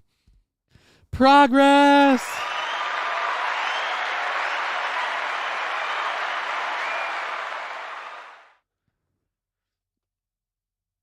It's just, I wonder if that person would have landed. One hype train, dear boo, one hype train, dear boo, one hype train, cheer 100. Well, now we're doing that. Here comes a train, a busy little train, rushing up and down on the daisy line. Mummies and daddies, the grandpas and the grannies, everyone's aboard on the If I Here comes a train, and bend my arm. Hey! Here it comes, here it comes, here comes the train today. Here comes the train! I don't know why we do it like that. I don't know. Does it matter? Not really. But either way, thank you very much. That's super awesome. 43% of the way through Hype Train at level 1. I know Aaron was shitting on them recently, man, but I was like, I don't like the glad I don't have to do those stupid Hype Trains. Like, hey, buddy, some of us do have to do those stupid Hype Trains, and we have fun with them because, hey, it's how we keep going. So thank you for that. That'll keep going for the next 50% for the next 4 minutes. Thank you, Fettuccine El Poo-Poo. Let's check the sticker party thing. Still a ways off. I got to keep better track of that this time. All right, so let's go ahead and get done with the Riley Gaines story. Oh. And I'm going to have to do a controlled burn in a bit. And I don't know that I got the lungs for it, boss. I ain't been smoking like I used to. All righty, so recently Joe Biden, if you remember, came out and said that corporations are greedy and they're causing, you may have noticed the products are smaller, and it's shrinkflation, and it's greedy corporations, and they have to stop it. Well, he was completely wrong. But there are plenty of examples of greedy corporations being greedy. And now we have a story out of Pittsburgh, California. I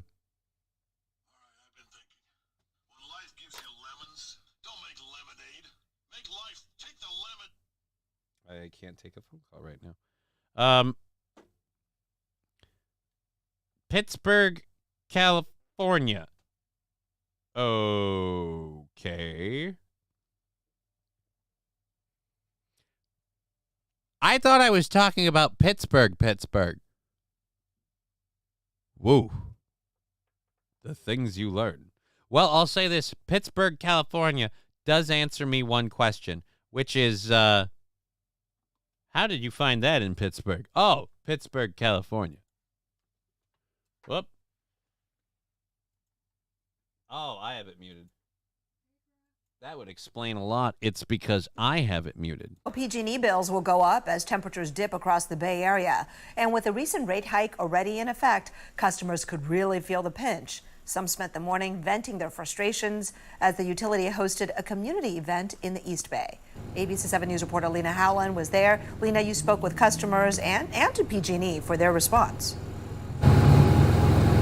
Yeah, Kristen, that's right. This event just wrapped up a few minutes ago here in Pittsburgh at Steeltown Coffee. And customers were invited in to really ask any questions they wanted, whether it was about recent power outages. Dear Butch, thank you for the 100 bits. 56% of the way through level 1 with 1 minute left. If you want to contribute to the show today, that would we'd appreciate that. That'd be super duper awesome. It helps keep us going. Yeah, and I think they're burying the lead here. The company in question, PG&E, did report, like, you know, $2.2 billion in record profits. So your heat's going up. It's getting colder than normal in San Francisco. But hey, we're only making money hand over fist. Just crazy. Storm damage, but we found many customers were actually there to talk about some concerns they had with their bills. Nestled into a corner of Pittsburgh's Steeltown Coffee, Yeah, PG&E is buying coffee. Who gives a shit about the coffee?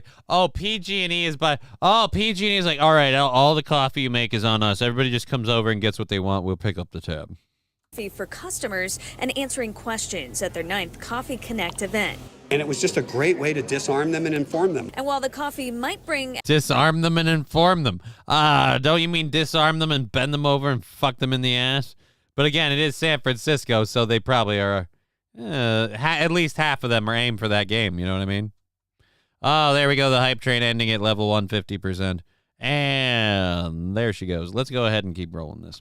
Everyone together, it didn't solve everyone's problems. He was very pleasant and answered questions as best he could, and but my rate is not going to go down. I mean, as a result of visiting today, but I am happy that they were here. Longtime ratepayers like Karen Schneider, a Lafayette resident of more than 34 years, came to find out why her PG&E bill went up again in January. Before substantial rate hikes took effect January 1st, PG&E customers already paid some of the highest energy bills in the country. I'm so angry with the whole this state of affairs, far beyond what's reasonable, and giving money to stockholders and cutting back on the solar program. A month after bills went up, And they won't come over and have the nice young man fix my TV anymore. He always had the tightest ass. PG&E announced its profits for 2023 surged to over $2.2 billion, a jump of almost 25%. But PG&E representatives at Friday's event said there's no connection. There's no connection to a 25% earnings increase and an on average 25% increase in your bill. No connection. I'm dying from the humor of this and my lungs.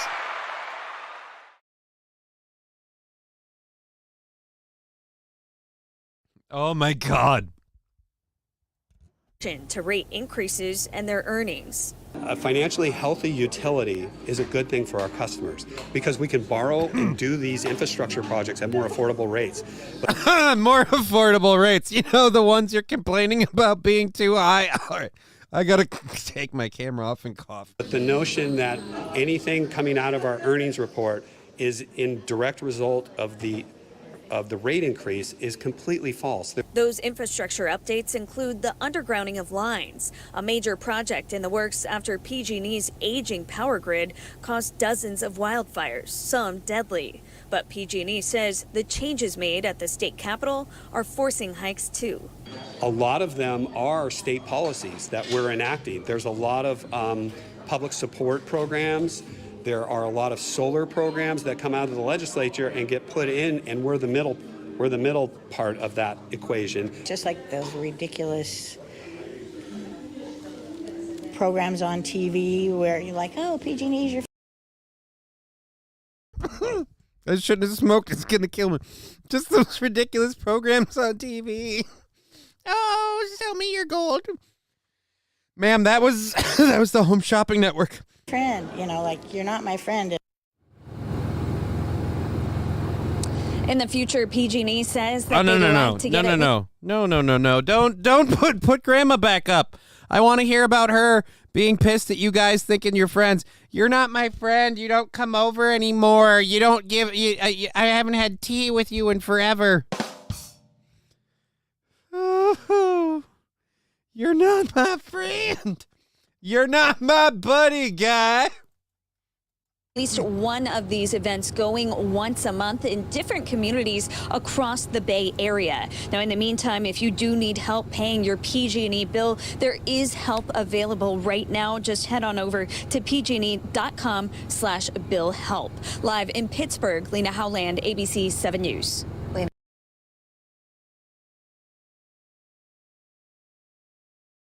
Again, Pittsburgh.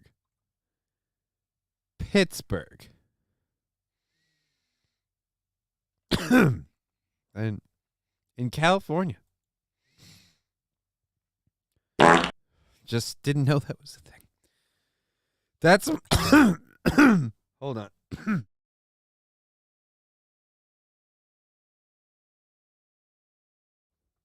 Definitely can't smoke any more weed today.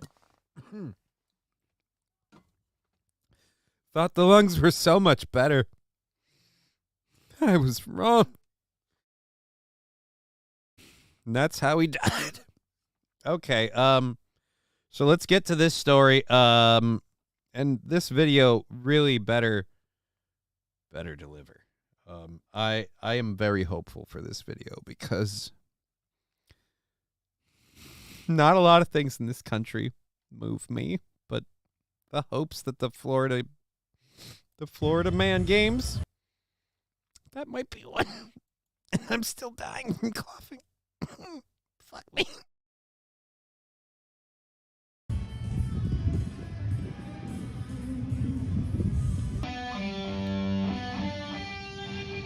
Oh my God. So we are starting the Florida Man games in St. Augustine, Florida, with a guitar riff Jimi Hendrix performed by what I can describe as only the most Florida-looking, long-haired, gingered man I've ever seen.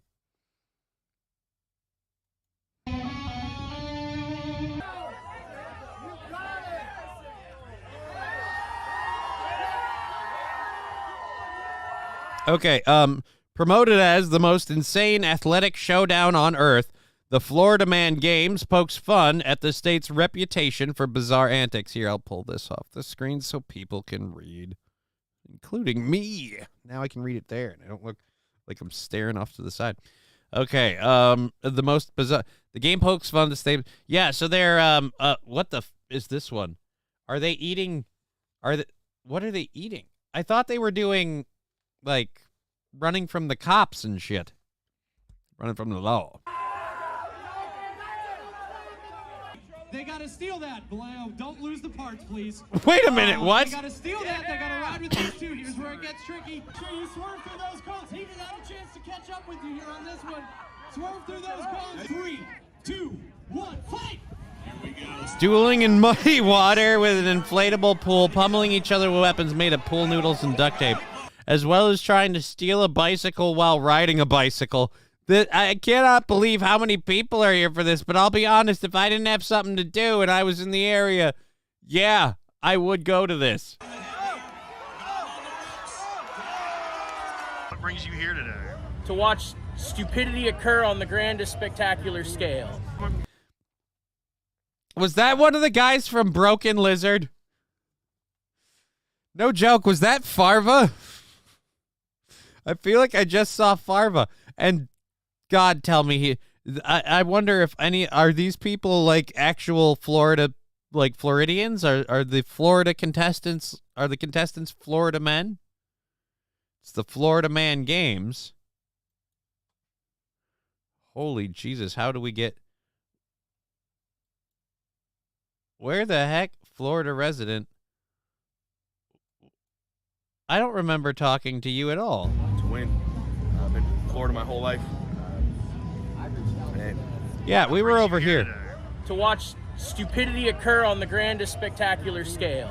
What brings you out here today? To win. To win. I've been in Florida my whole life. And they're calling these events. I'm calling this Tuesday afternoon. They're calling these events. I'm calling this shit Tuesday afternoon.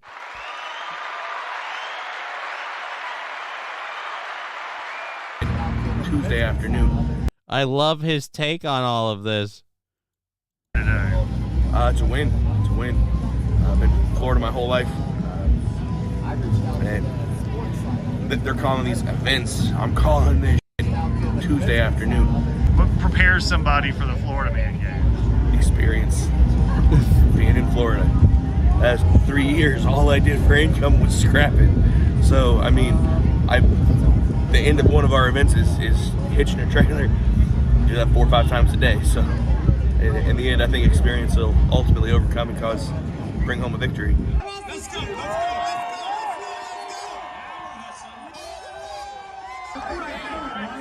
Organizer Pete Melfi said he expected ticket sales to exceed 5,000.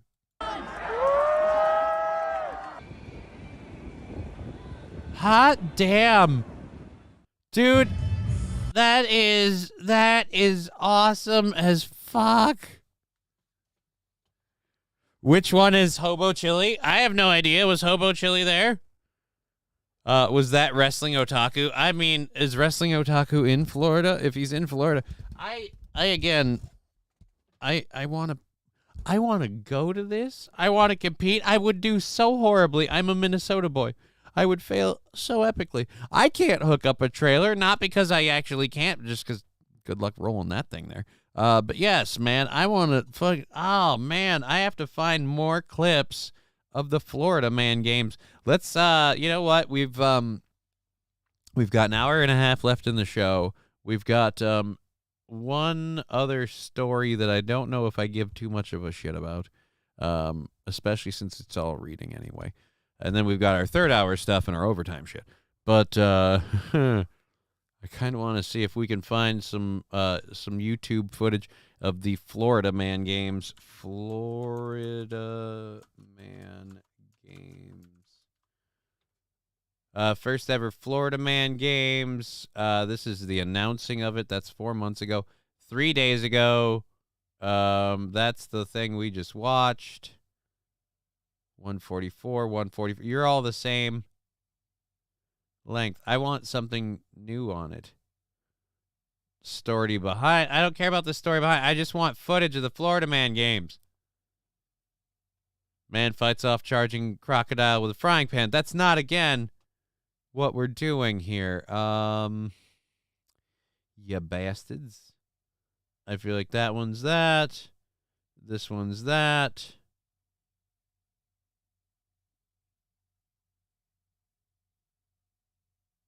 All right. Yeah, I guess we don't have any good ones. This one's a news story from a couple days ago, but it looks like it might be kind of. All right, welcome back into Sunday Fun Day. You actually have 3 New York. Fuck you. Fuck you.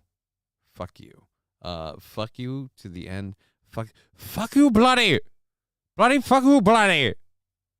Sunday Fun Day. Go eat a dick.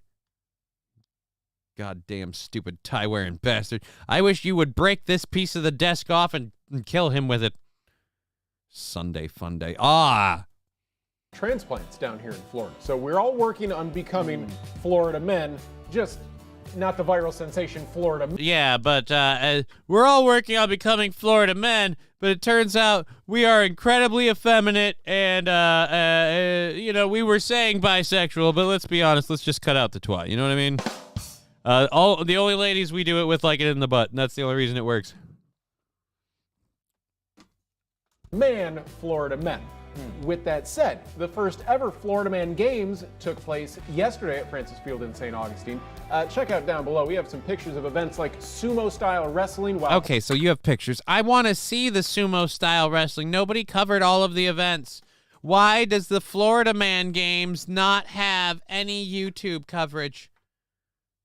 Nobody uploaded clips of the Florida Man Games. I want to see the Florida Man Games.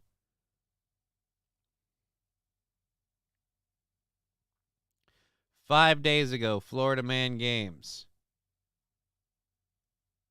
This is 15 minutes ago. Join us for our strangest video date, the Florida Man Games. Bags Packed Adventures. I don't give a shit about you. First ever Florida Man Games. Ba, ba, ba.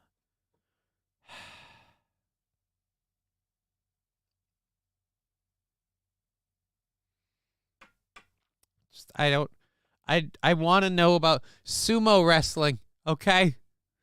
I want to see that shit. All right. Florida man uses sister as a muddy pot. Oh, as a mudding boogie board. Oh, no. Is that Jordan Peterson? It would be funny if it was.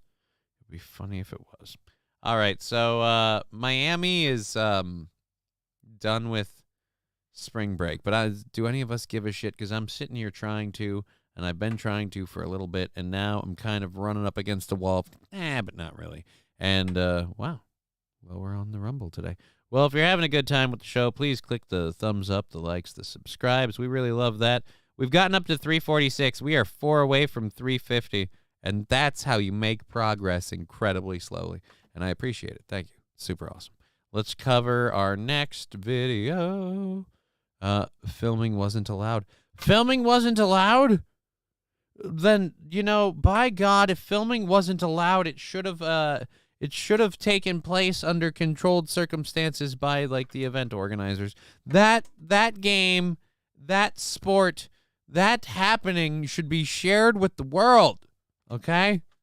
Florida could heal so many wounds and divides in the country if we just aired the Florida games as, like, a national pastime. We can even do the Black National Anthem at it, too. How about a little bit of both? You know what I mean? We'll make everybody happy. All right. Well, let's go ahead and close out that. The city of Miami is not happy about spring break, and now they're going to have cops out more. They don't, apparently, they've had enough of the spring break. So we're going to put that there. And go for that. Okay, so our hour 5 stuff. How much stuff do we have for that? A fair number. Oh, and then the Facebook reel. They should broadcast that on ESPN Ocho. Dude, ESPN Ocho, they should broadcast it on BET. They should broadcast it on the History Channel, TNT, USA, every goddamn channel. They should have it on YouTube. That is the best. Fuck the Olympics and any of the Florida Man Games. Watching people participate in that fucking shit would have been amazing. We could have all come together over that. All right, let's pull the audio down really quick. And dude, oh yeah, that's gonna be fun. The Exxon chief explaining where he thinks the climate problems lie, and spoiler alert, it's not him. That's going to be a story, so that's interesting. Oh, boy. 6 things I hate about dating. Once again, I have found another video of somebody who has way more subscribers than me. And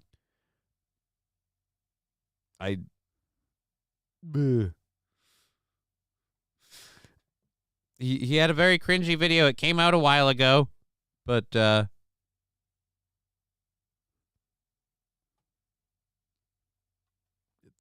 It's really bad. So we're going to play it and have fun with it. I'm sorry. I'm just looking at it, remembering all this stuff. We have a story about Trader Joe's for anybody who's in the area of Trader Joe's. We have another train derailment and a story about a lady who managed to escape a toilet using eyeliner and cotton. Apparently there were no other options. So it was that or nothing. Alrighty, and then let's go over here and see if we have a few of those to always pick up on. Oh boy. Oh boy, that's one that'll be interesting. I don't think I can do that one though. I was sexually assaulted in the metaverse. All right, Alex Stein has a clip called I was sexually assaulted in the metaverse that came up 6 hours ago. I want to know what that is. So we're going to open that in a new tab because I want to see that one too. I was hoping maybe someone had Alec Baldwin stuff that was worth covering. I don't know if we have. Yep, I don't think we do. Okay, so people are pissed at the Exxon Mobil or Exxon Mobil. Well, it's Exxon/Mobil. I know that sounds like a phone thing, but at the Exxon chief who says that the public is to blame for climate failures.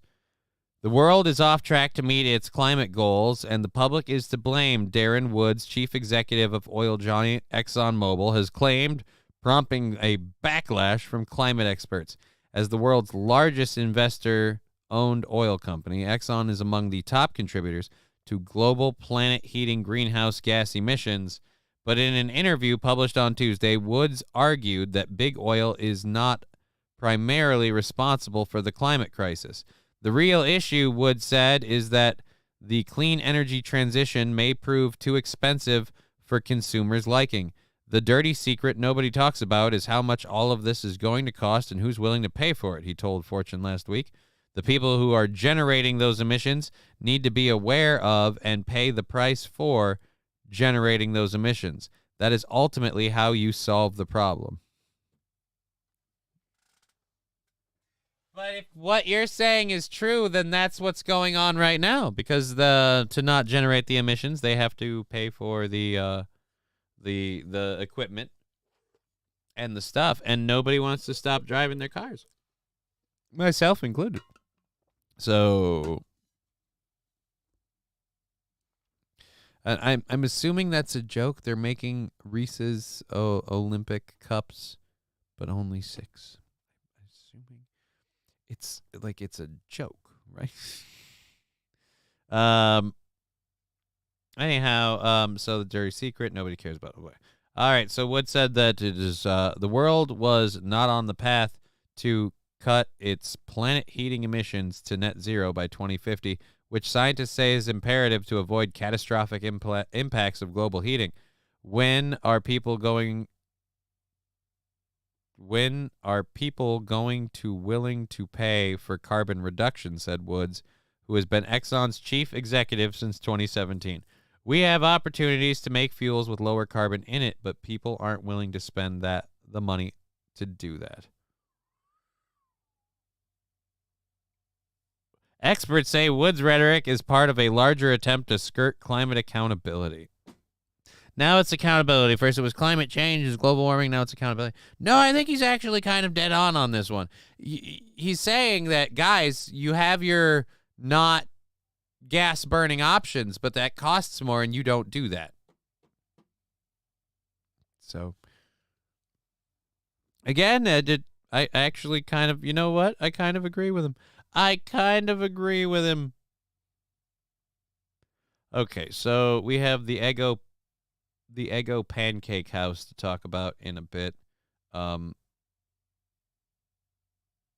It's not going to be as big a story as I thought. There's not even that many photos. View all 3 photos. That's just literally these 2 and that one. Weird. All right, so we'll get to that in a bit. So, YouTube, sexual assault in the metaverse. There's that.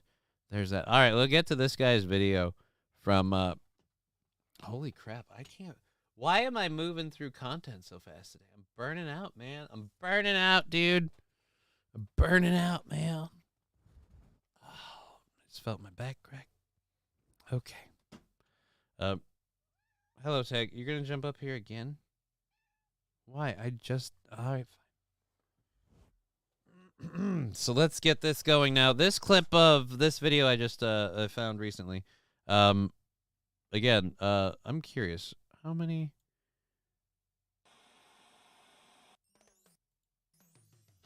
All right, so you years ago. Oh, days ago. Interview with wrestlers. Oh, you sound like you're kind of whatever. So let's go back to what seems.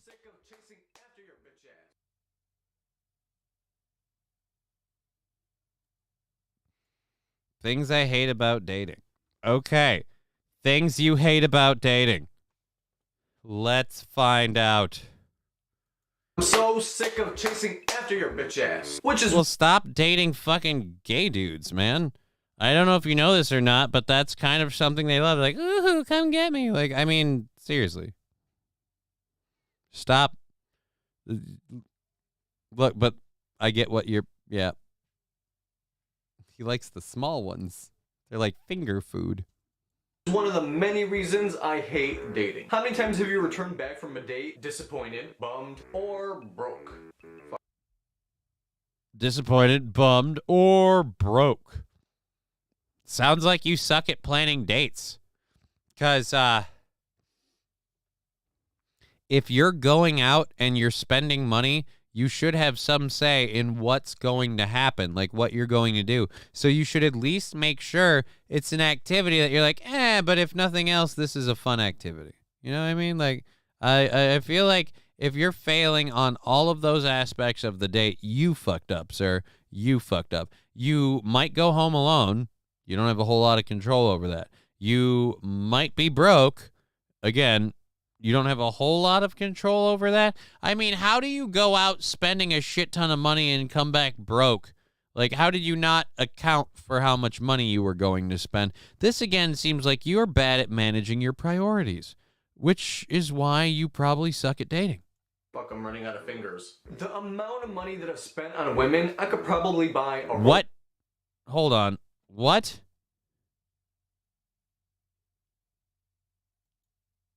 The money that I've spent on women, I could probably... Did anyone else pick up the straight vibe there? Because I did not. I did not. I thought this was an Imholt situation all over again, where it's like, yeah, no. No, he's gay. He's gay. Aaron's not gay, but this dude, I totally thought he was. Jesus. Buy a Rolex, a leather jacket. Oh, get it? We have physical comedy. Probably a better tub. He kept a coin in his wallet because he doesn't have any. Forget that everyone does everything digitally now, and you never keep large amounts of cash in your wallet. But and a nickel. Oh boy, shuckster howdy! I love these intelligent, witty people.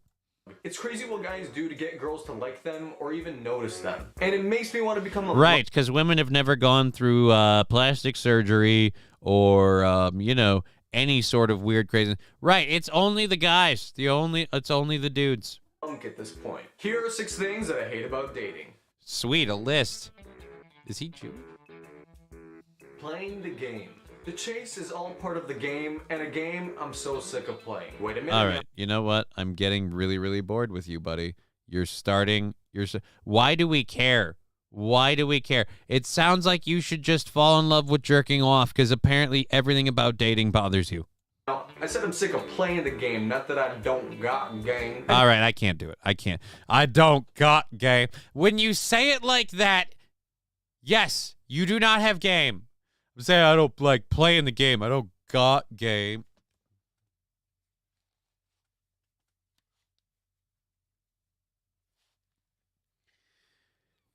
If you have game and you're good at playing the game, then you don't have a problem with it. If you don't like playing the game, it's because you keep losing. The people who don't like playing the game are the people who keep losing. Just say, hey, I keep striking out and it's not making me happy. He's at least bi-curious. Yeah, I feel like he's a little more curious than he lets on. I do believe that a guy should grab his balls and approach the girl. You know what I do believe that a guy should grab his balls and approach the girl. Oh shit, that's right. I took my camera off of this screen. I'm glad I stuck. You know what? I'm gonna applaud me for waiting it out.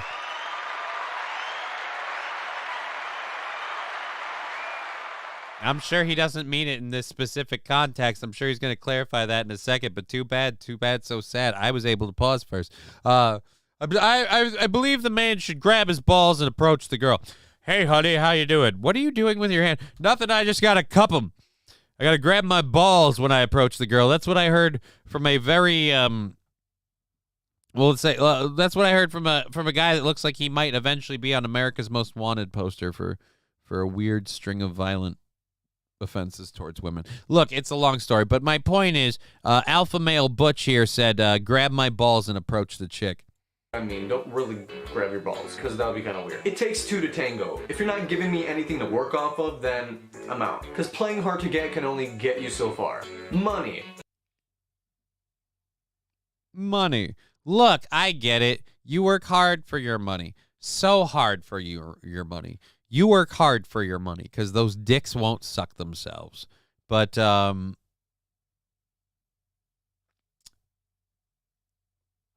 if you go out,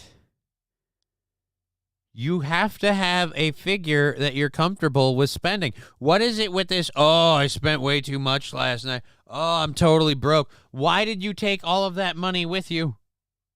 What are you doing? Tardo. Money don't grow on trees, girl. Wait, hold up. I have to pick up my life savings. I came into this date with the full wallet, and now the McDonald's dollar menu looks real good right now. Now, if you don't like me... Again, my point being, nobody's making you do this.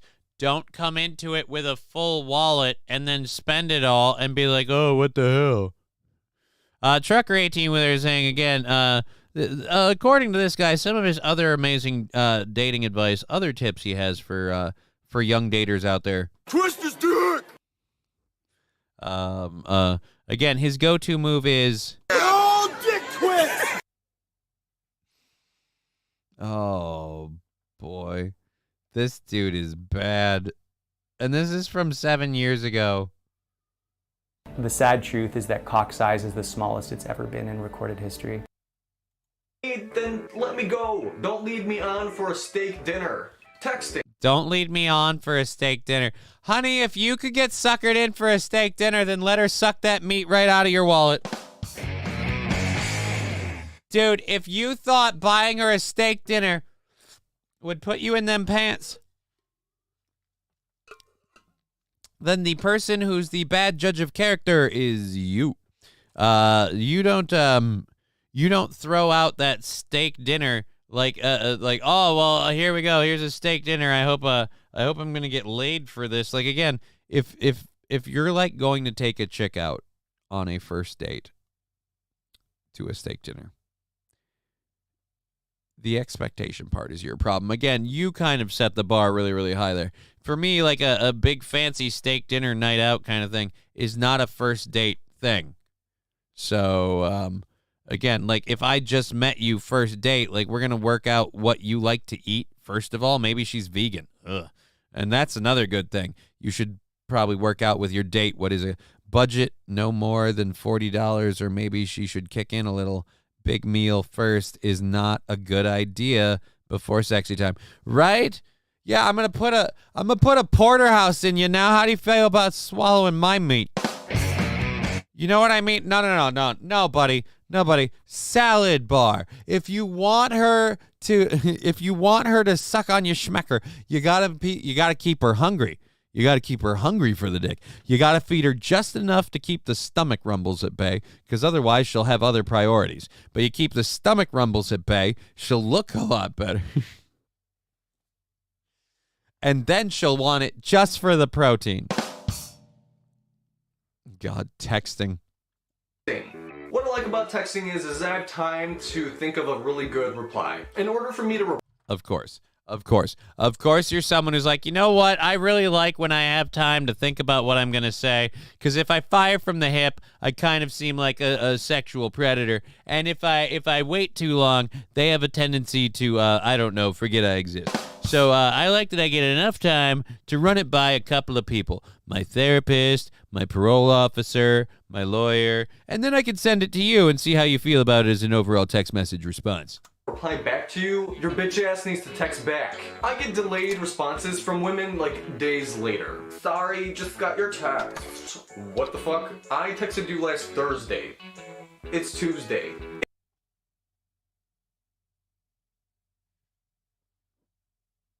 Good pause.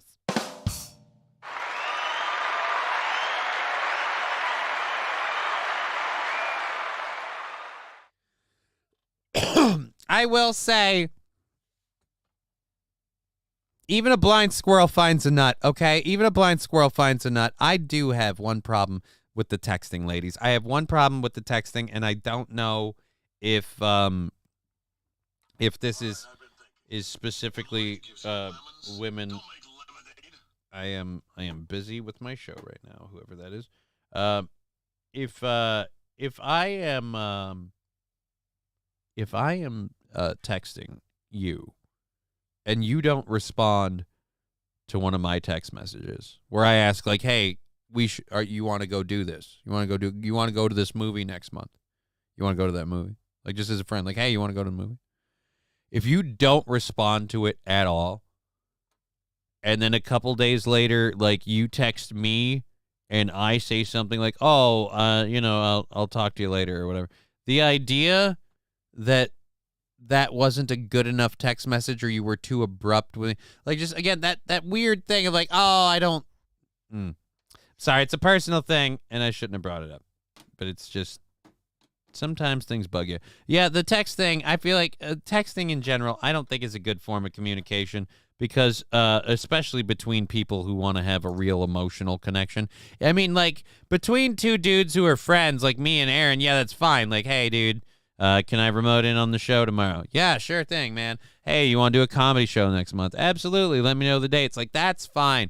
But if you want to have an actual connection with a woman, I would suggest it starts with actually talking to her.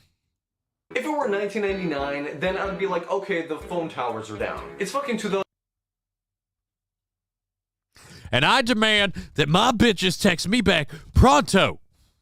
Where the fuck you been at, skank? I've been texting you all day. Don't you have your beeper? I mean, if you want to keep that big of a track of her, man, just stalk her. 2017. Really?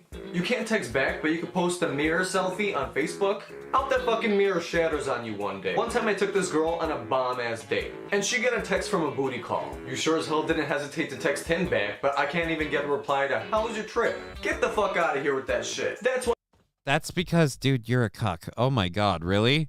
Why are you dating somebody who has a booty call? If she's got a booty call, then she's kind of got somewhere that she likes to go. Look, if I find out a lady I'm dating has a booty call, and that booty call isn't me, then I'm out. All right? I'm not okay with auditioning to be your boyfriend while you're holstering someone else's dick whenever you like. That's just a stupid way to go. How the what the things I hate about dating. Here's why you hate dating. You're a dumb, gullible schmuck. Good God.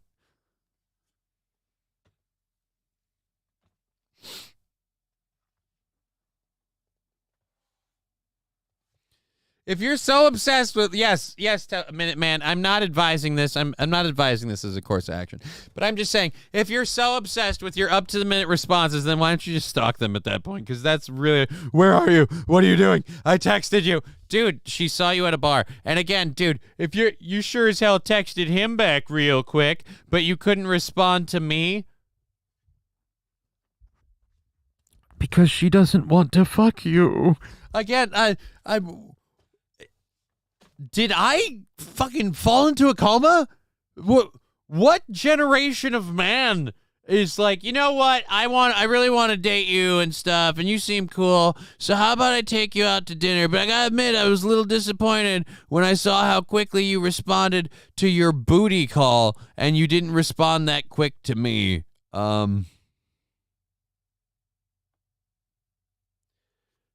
Listen, dude, you said you had game. I don't know about that, but I just worry that one day some lady is going to see your face utter the phrase Rohypnol rape drug. Tell me what quote from that.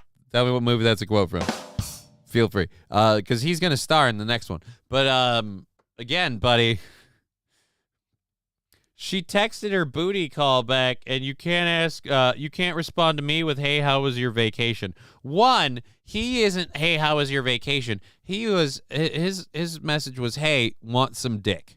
And she regards that with a little more import than "How was your vacation?" I can't believe. Did no one tell him he was the beta? Beta? I like Snapchat. You can see if they read it, and if the conversation doesn't go well, you can forget it. Conversations. I like my conversations to start with, "Hey, bitch, does this rag smell like chloroform?" I'm amazed you get to the conversation Speaking of part. conversations, you gotta give me more than your one-word shitty answers. You had no problem writing a novel on Facebook how annoyed you are of people putting their business on there, but all I get is a, yeah. Once again, Again, buddy. This all comes back to you being a beta. If you were doing anything remotely interesting worth talking to you about, she would put the phone down. And if she's one of those kind of people who just literally can't put the phone down, you should have spotted that behavior before you got on the date. Does this guy just think like, "Oh, I'm supposed to sit at a table, you bring me my lady," and that's the... Where are you meeting these women that they apparently, poof, Jack in the Box, turn into the worst bitch on the planet?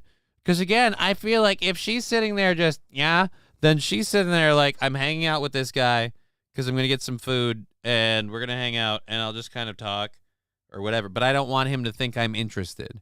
So she's distancing herself because she doesn't want you to think she's into you.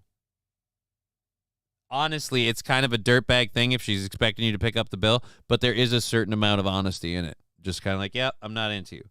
Which is where I'm like "Oh, you're not into this.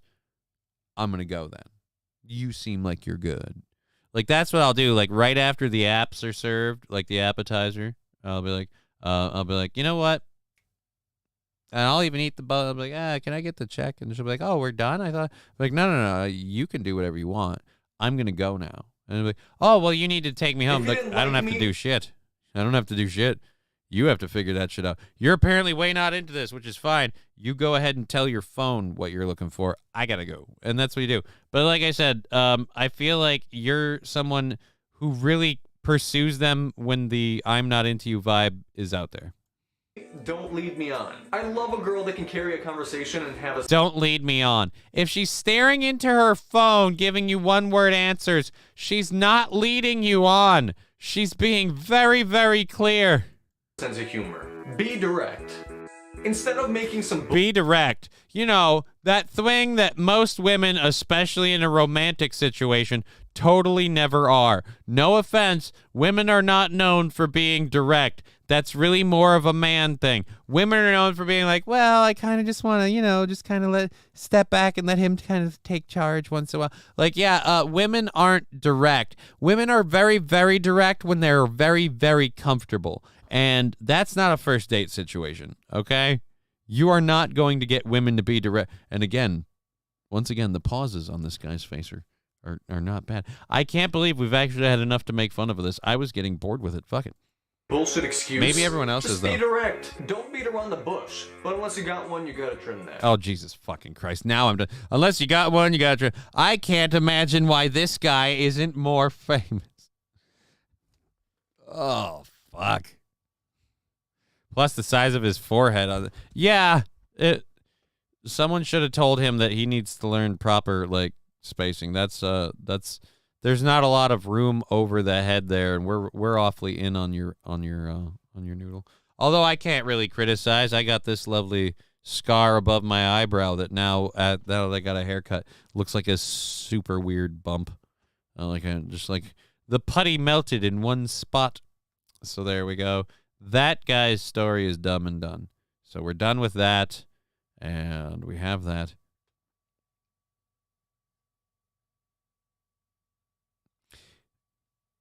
Hey, Johnny, I'm stuck behind some asshole and a white SUV with a steel toe sticker. Should I pit them? He almost went in the ditch. I honked at him. I don't know who's driving a white SUV with a steel toe sticker, but that seems a bit... Okay, to be fair, I almost got there, but I cuffed my pants, and they were not tailored. She actually said, you cuffed your pants. She was the one that got away.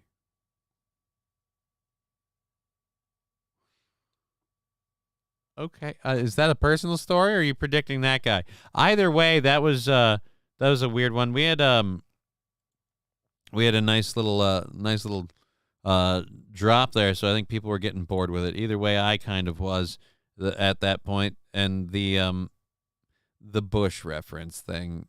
No offense, you don't need to tell women that. It's really, no lady who is less than dressed is gonna tell you before they're going to tell you beforehand, because most of them are not going to spring that on you. In my experience, most of them really like to present the whole thing. So, but maybe I just the class of lady I've always been with, they're like, yeah, I like there to be a level of maintenance and upkeep that's done before guests come over. Just always.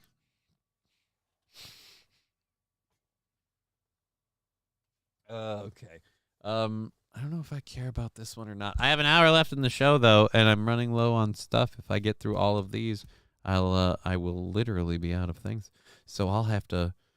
Well, no. What's the overtime thing? Because if it's just the one, then why wouldn't it be? Watch, it's gonna be something dumb or super short, and I'll be like, shit. Oh, so that's one of them, and then we were gonna try and find more, as always. She may have seen my clean socks. What?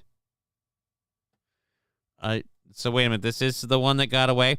We used to call that a fur trap. That's not helpful. That is not helpful, Mr. Q. That is not helpful even a little bit. Again, cute terms don't make it any better. It's just like I said. Most of the in my day and age, most of the ladies I've ever known are very maintenance in the region. You know what I mean? Maintenance in the region.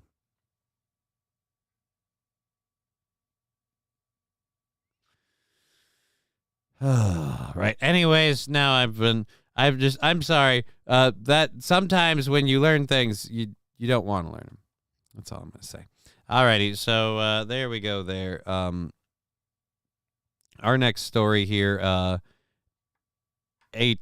oh God, no, who wrote, you bastard. All right. Like I'm a fan of Eggo waffles or whatever, but this is ridiculous. And of course, there's a fucking cornhole board. And there's a house now that's themed after Eggos. But whoever wrote this, I don't like you for what you're about to make me say. Mr. Q Furburger, I don't think that it's helping. I don't think that's helping, Mr. Q. Okay, so in Gatlinburg, Tennessee, a Tennessee dream vacation is just a short stack away from coming true. I hate you for making me say that. Step inside the first ever Eggo House of Pancakes, a literal pancake house in Gatlinburg. Views overlook the popular Great Smoky Mountains. Eggo, mostly known for their waffles, is featured featuring their other breakfast favorite with this pancake stay experience in honor of National Pancake Day on February 28th. The cabin is available to rent exclusively on Home to Go, but there is a catch. The House of Pancakes is only available for rent on the month of March. The cost is $0 a night and can accommodate up to 8 guests. $0 a night? I feel like it would fill up pretty fast. The first weekend is now open for booking. The rest of the available spots will open on Monday at 11 a.m., rolling through basis of March 18th. Yeah, I don't... that's got to be a misprint. $0. The cost is $0 a night and can accommodate up to 8 guests. Let's have a meth party at the Eggo House. Let's just do it all at the Eggo House. So let's go and let's look at this. One, I don't know why we're looking at this picture. This means literally nothing. This is one of the bedrooms. That table is creepy as fuck. Get them blueberries off of that shit. They're just weird optical illusion. And this directional changing arrow is trippy. Strawberry pillows, gay. Totally gay. Again, cornhole boards. Of course we have cornhole boards. It's America, folks. And then a really super gay tandem bicycle. Why do we need a tandem bicycle? The rest of it, is that supposed to be fudge? It chuckles. It doesn't look like fudge. All right. So again, if you're what about the hidden cameras? Right? I'm not staying in that place. If they're giving away stays for $0, then there's something hinky in the mix. Somebody's filming me poop, and I'm not doing that. I am not doing that. Watch my shit cutter work once, shame on you, but twice, no. Never again. So yeah, that was the Waffle House. I mean, I've heard of the restaurant. Like, I get they can't call it the Waffle House because there's a restaurant chain named that. So they had to go with the Pancake House. But I still think if it's Eggo, it really should be the Waffle House. Minuteman, let them look. It's on them. Yes, but it's about my privacy. I feel weird about somebody who knows more about my rectum visually than I do. You know what I mean? So like anybody that's ever given me a colonoscopy or a good old rectal exam, whatever, any of that, and I'm gonna be honest, I'll have to say, it's just weird. I don't really like people having more on me than I do. You know what I mean? Leave my butthole alone. Let my butthole go. All right, we have a show going for another hour. I have a couple more stories here to go through, and then we'll go grab some other fun stuff. I can dig it. Good for you. I'm more of a I'm less open, I guess.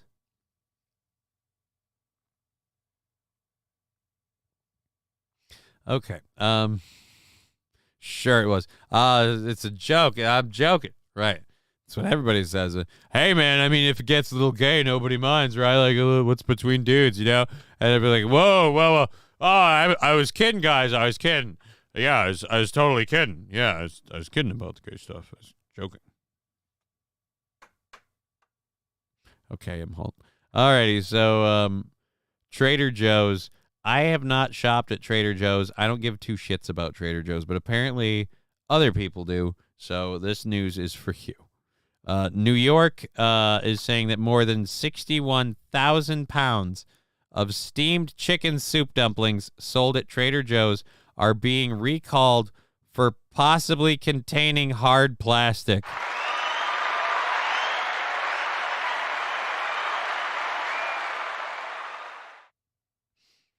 Well, it was steamed chicken, so we assumed the plastic would be soft.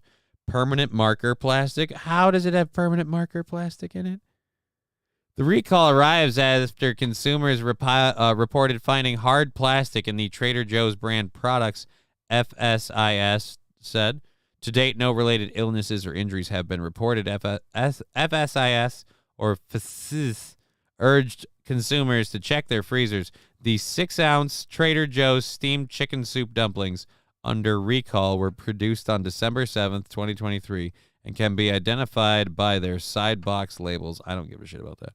In an online notice about the recall, Trader Joe's asked consumers to throw the impacted dumplings away or return them to any store for a full refund. Spokesperson for CJ Foods Manufacturing, Beaumont Corp., told the Associated Press, yeah, Trader Joe's, it's just a family restaurant. Yeah, that's what CJ Foods Manufacturing sounds like. Told the press company it was investigating the issue, which happened during the manufacturing process. In an emailed statement, the food maker added that customer safety remains our number one priority. No, I think profits remain your number one priority. Customer safety is just a necessity to maintain the profits. Trader Joe's sounds like an F slur.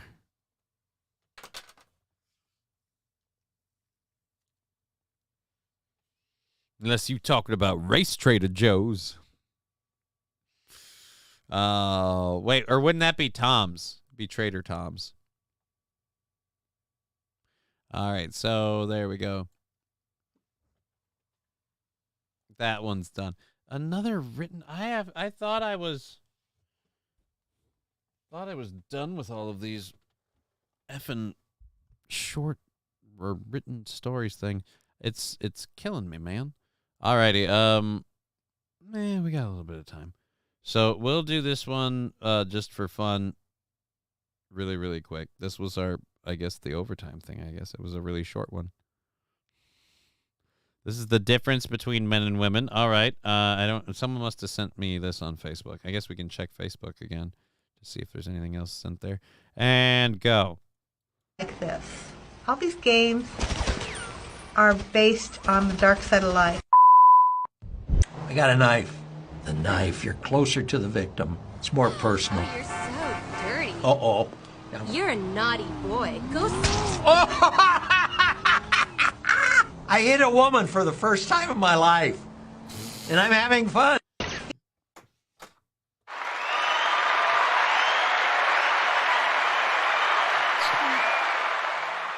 I think I need that as a clip. I hit a woman for the first time in my life, and I'm having fun. Is there a... You know what? I don't like this. Is there a... All these games... Yeah, I don't care about you. On the dark side of life. I'm going to have to record this after... The knife, you're closer to the victim. It's more personal. Oh, you're so dirty. Uh-oh. You're a naughty boy. Go. I hit a woman for the first time in my life, and I'm having fun. You know what? And I'm having fun. Oh, Trucker 18-wheeler with one. Here's an ad from Spirit Airlines and all-woman crew. Yeah, why not? We can give that a look. The reaction videos are fun to watch. I mean,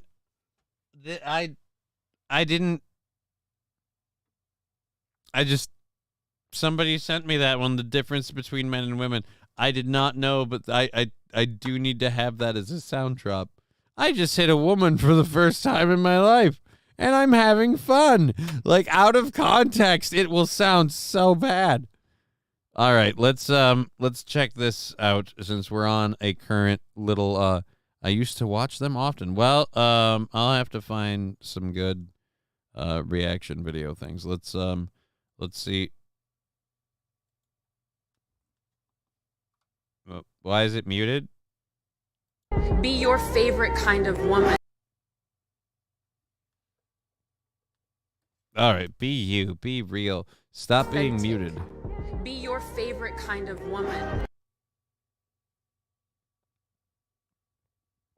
Can you be my favorite kind of woman? One who's not flying the plane? I'm just saying. Maybe?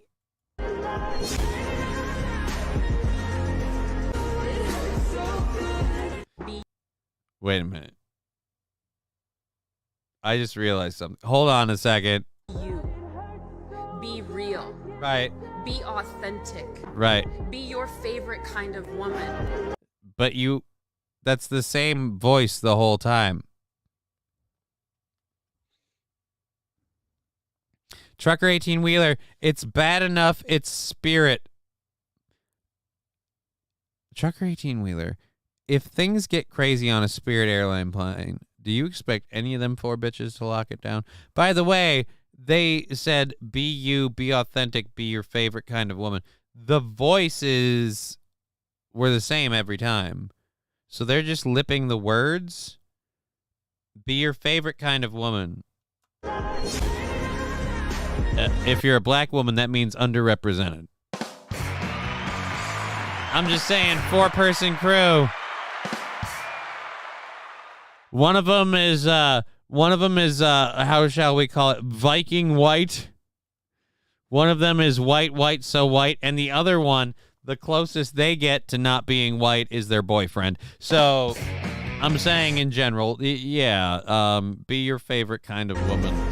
Again, be your favorite kind of woman. I don't know. I'll be on a different airline. Delta, please. Be you. But it hurts so good. It's not supposed to hurt. It's not supposed to hurt.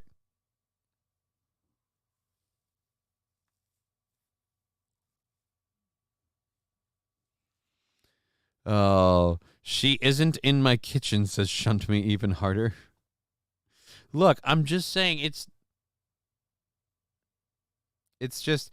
a weird collection of people, and I'm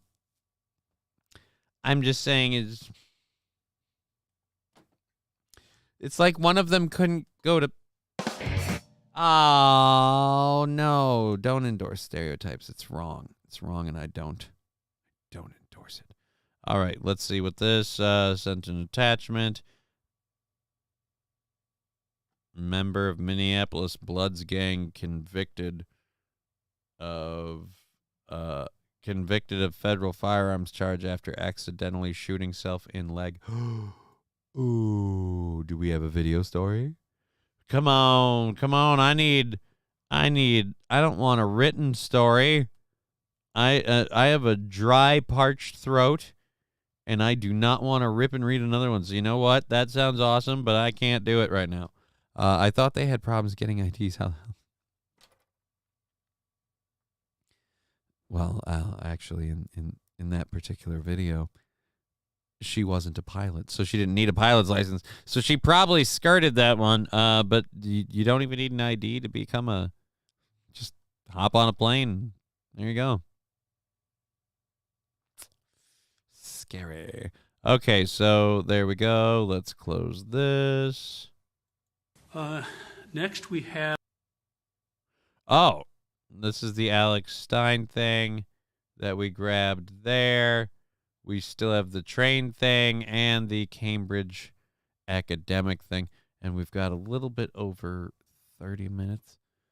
Let's see if we can score any of our usual quick hits for fast content. No,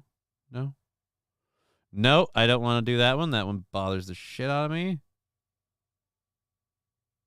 Nope, that's 10 years ago, so I don't want to do that one. Fuck me. We are, again, just to remind everybody, we are planning to do a watch-along on, I believe, Saturday the 30th, or maybe the 31st on Sunday. Depends, but we'll find out. Okay, so let's go ahead and get back to... Okay, I don't even want to know what that is. All right, let's get back to this thing.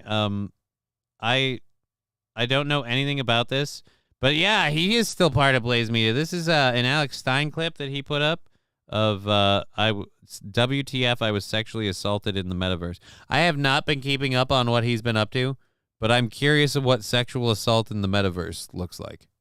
So let's see what this is. I imagine this is going to be hopefully funny. I don't know. We'll find out, I guess. Have a primetime Stein. I love that he puts his name on there. We have a primetime Stein. No offense. I realize it's not like it's a big thing, but if you're in this position, the shit he's done should kind of, I don't know, float to your radar about stuff at public hearings. All right, go.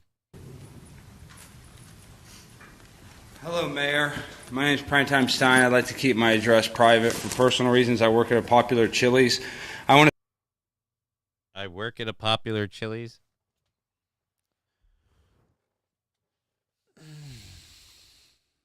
Okay.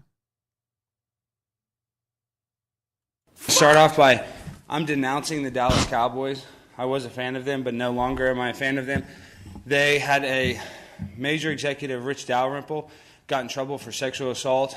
They had to pay $2.4 million to the cheerleaders because they were filming them illegally, as well as Jerry Jones has an illegitimate daughter named Alexandra Davis that he will not take credit for. And the reason why this is so pertinent today is because although I am a Dallas Cowboys fan, the reason why this is so important because I was recently sexually assaulted within the metaverse. And I recently...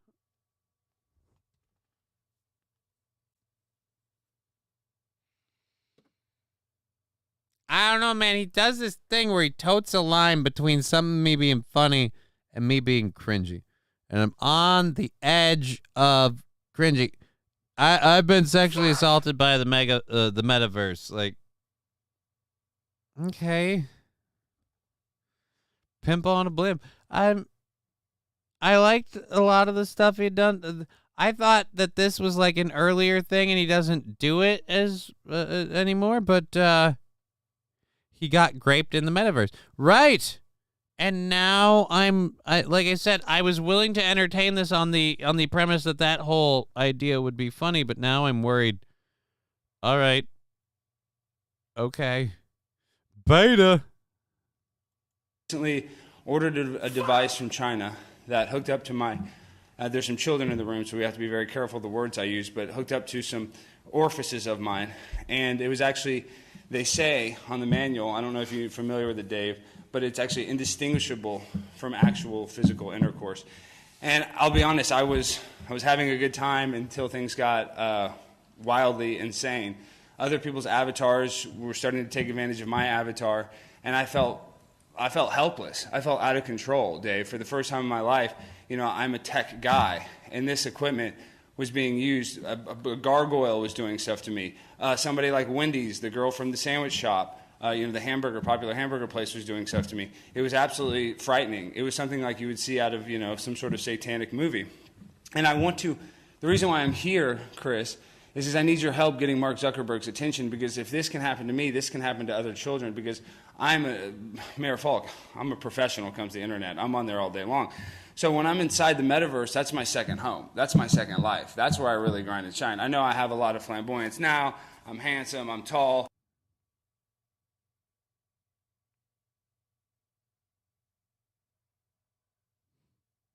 Sandy Squatch, why are some of my texts not coming up?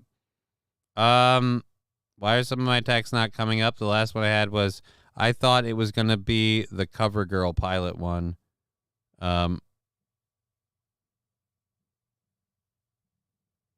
Zero Caliber has zombies now. Zero Caliber has zombies now. I don't know what we're talking about. Alrighty. He is funny and funny. I don't know, man. I'm on a weird thing. Like, one, the bit, I have no idea about the sexual device bit. So maybe, and I'll be honest, maybe I'm just too old. So wait a minute. So are these real things, that like a sexual device that pretends to be an orifice? And again, you couldn't speak your mind about the bit. About what bit?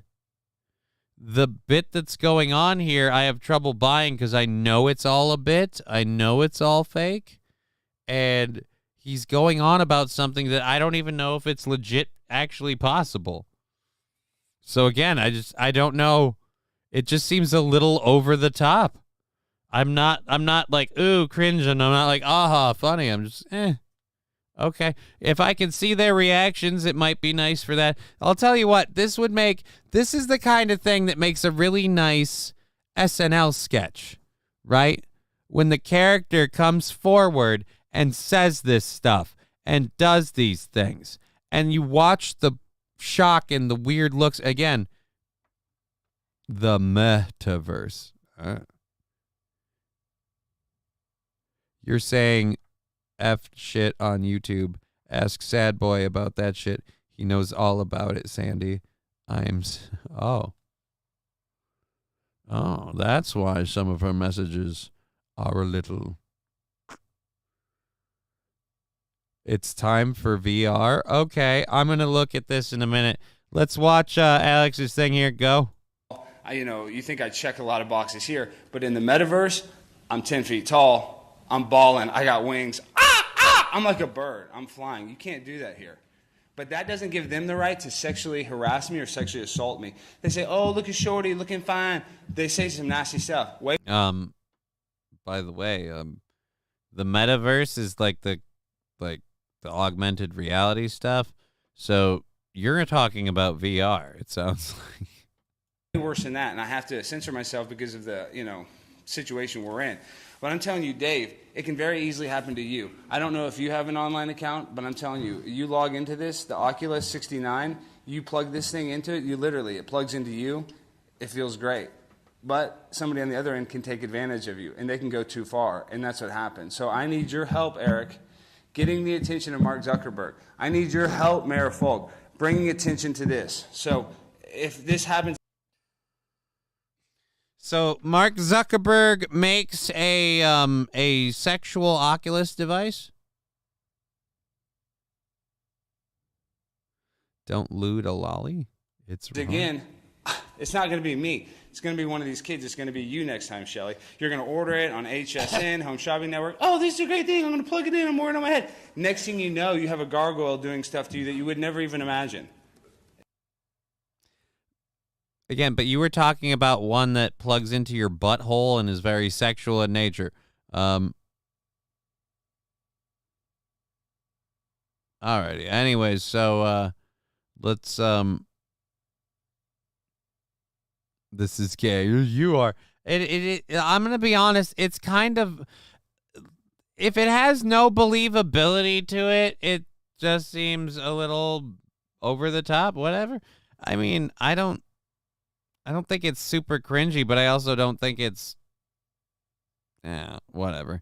All right, let's who cares what I think? Where is the Rumble link thing? Was it somebody did earlier? Spirit Airlines, the crew, we did that. Oh, it was Fallen the Great over there on YouTube. Okay, YouTube. What's this? Zero Caliber update. Free Zombies DLC, MetaQuest, and Steam VR. This is from 4 months ago. Again, what the heck is Zero Caliber? Is it a VR thing? Is this a video game preview? I don't know if I'm going to. I don't know if I'm going to give a shite.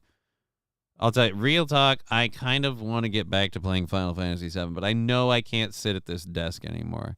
I gotta end when I end the show. I gotta get up and I'm gonna VR game. Do we want to? Does this have? You know what? I'm gonna say, our MetaQuest. We'll pull this down. What is?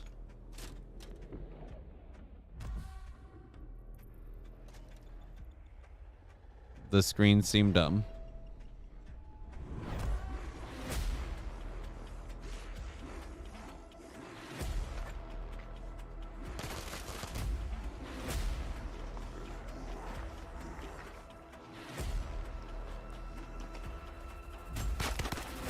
Yeah, so how do you control, again, how do you control walking without running into stuff? This is the thing I always never understood about these VR games. Hitler Diff, I don't want to see Alex Stein get raped in here. Well, this is apparently where it happened.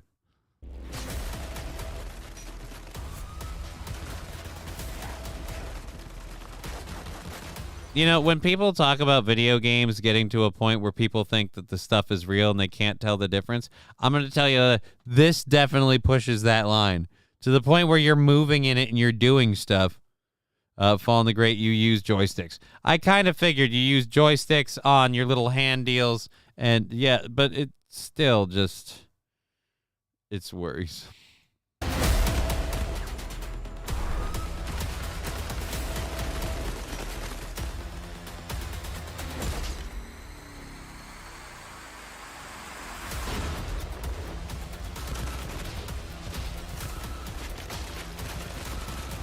I feel like some of them keep going when they shouldn't.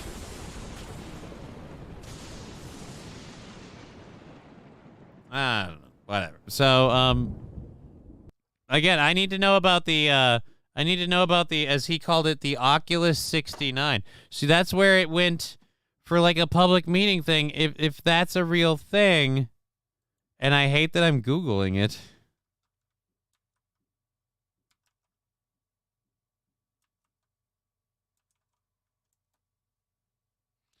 Because I know it's not a real thing.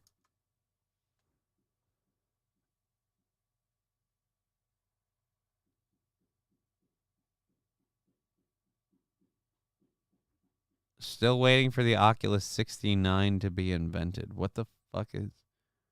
This is from 2 years ago. So I can spawn into Champions Field as an egg and watch RLCS live from the stands.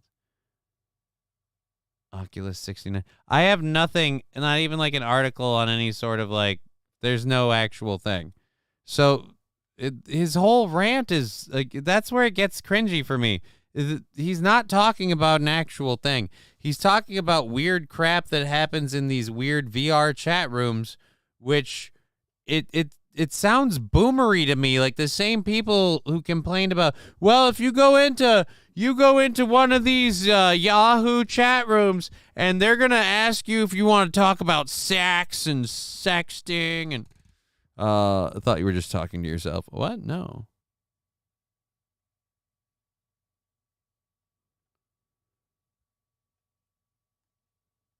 There are people on Kick and Rumble. I thought that's sad. It's on the screen. That's hurtful, Minute Man. It's kicking me right in the balls. All right.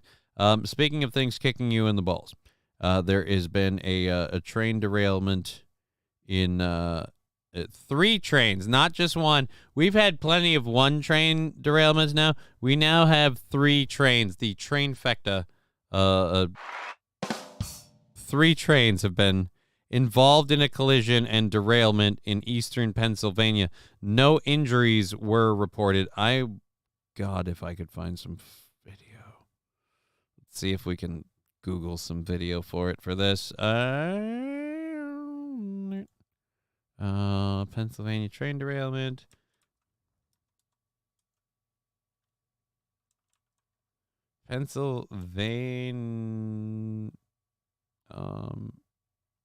Pennsylvania bear attack? No, Pennsylvania train derailment. There we go. If you type T, it immediately says, oh, you mean the train derailment. Right. One day. News about it. 10 hours ago.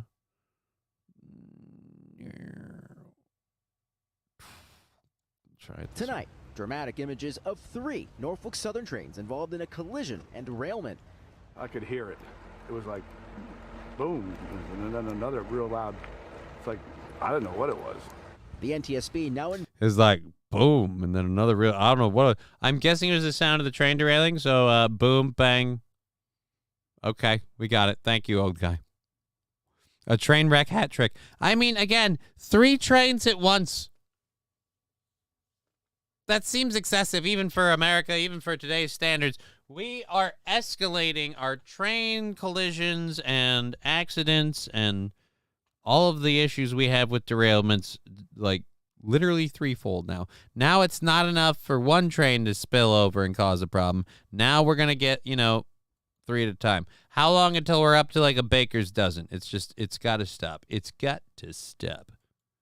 All right, let's again roll that beautiful train footage. Investigating the wreck, saying its preliminary assessment shows the derailment occurred after an eastbound train collided with a train that was stopped on the same tracks. A westbound train then striking the cars that had spilled over onto its tracks. In the derailment, 2 locomotives ended up partially submerged in the Lehigh River. Someone's requesting a boat be launched into the river just to double check, make sure there's no sheen. Norfolk Southern saying it will clean up a small amount of diesel fuel that spilled into the river and plastic pellets that spilled from one of the cars. The company adding, there is no threat to the public, no hazardous material concerns from the rail cars, and no reports of injuries to our crew members. We request that everyone stay out of the area so first responders and Norfolk Southern personnel can continue to assess and work at the scene. I repeat, you looting sons of bitches that are trying to see if you can get into any of those boxcars that have been jimmied open as a result of this mess. We know who you are, and we will shoot on sight. Like, again, because you know that's part of the problem. There's some people like, oh, I wonder what was in some of those containers are open, and 5-finger disco. Because, again, theft is legal now. Shit's fucked up, so fuck it. What? Eastbound and down? Rexstart parody. Dr. Seuss, Boomer hears a boom. An insurance scam? I don't know about an insurance scam. I feel like hitting one train hitting a park train, insurance scam. One train hitting a park train, leaving train cars all over the track for another train to hit, and then that's a bit much. That's a bit rich. There was a derailment on the Mississippi as well. There's a derailment on the Mississippi as well. That second one, there's too many variables, man. Too many variables. What happens if this train isn't moving at the right speed for everything to go down, like you say? Like I said, man, I'll believe that the train hitting the park train, yeah, that could be like a setup for sure. But a train hitting a park train, that could be a setup. You could sell me on that being a setup. But having a derailment happen that makes another train skip the tracks, a parked train hits a train. Right.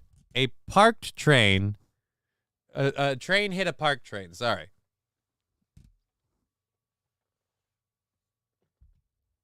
I'm saying that the 3 accident thing was never the intention. You're not getting that.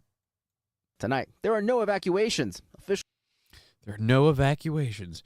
Train humping is a skill. I'll admit I have never humped on a train. I have never humped on a plane. I've never humped on a boat, and I have never humped a goat. But I have tagged some ass in a frisbee golf park once, like in the middle of the night. In the middle of the night. We were fucking where they could see, but there weren't any lights. And there were no homeless junkies back then, at least. Alrighty.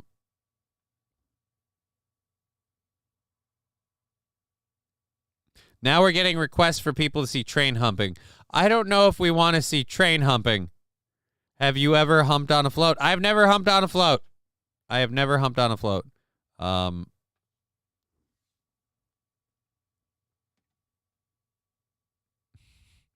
I denied my wife sex because she's been an asshole. We will see how this plays out. Back to you, Johnny.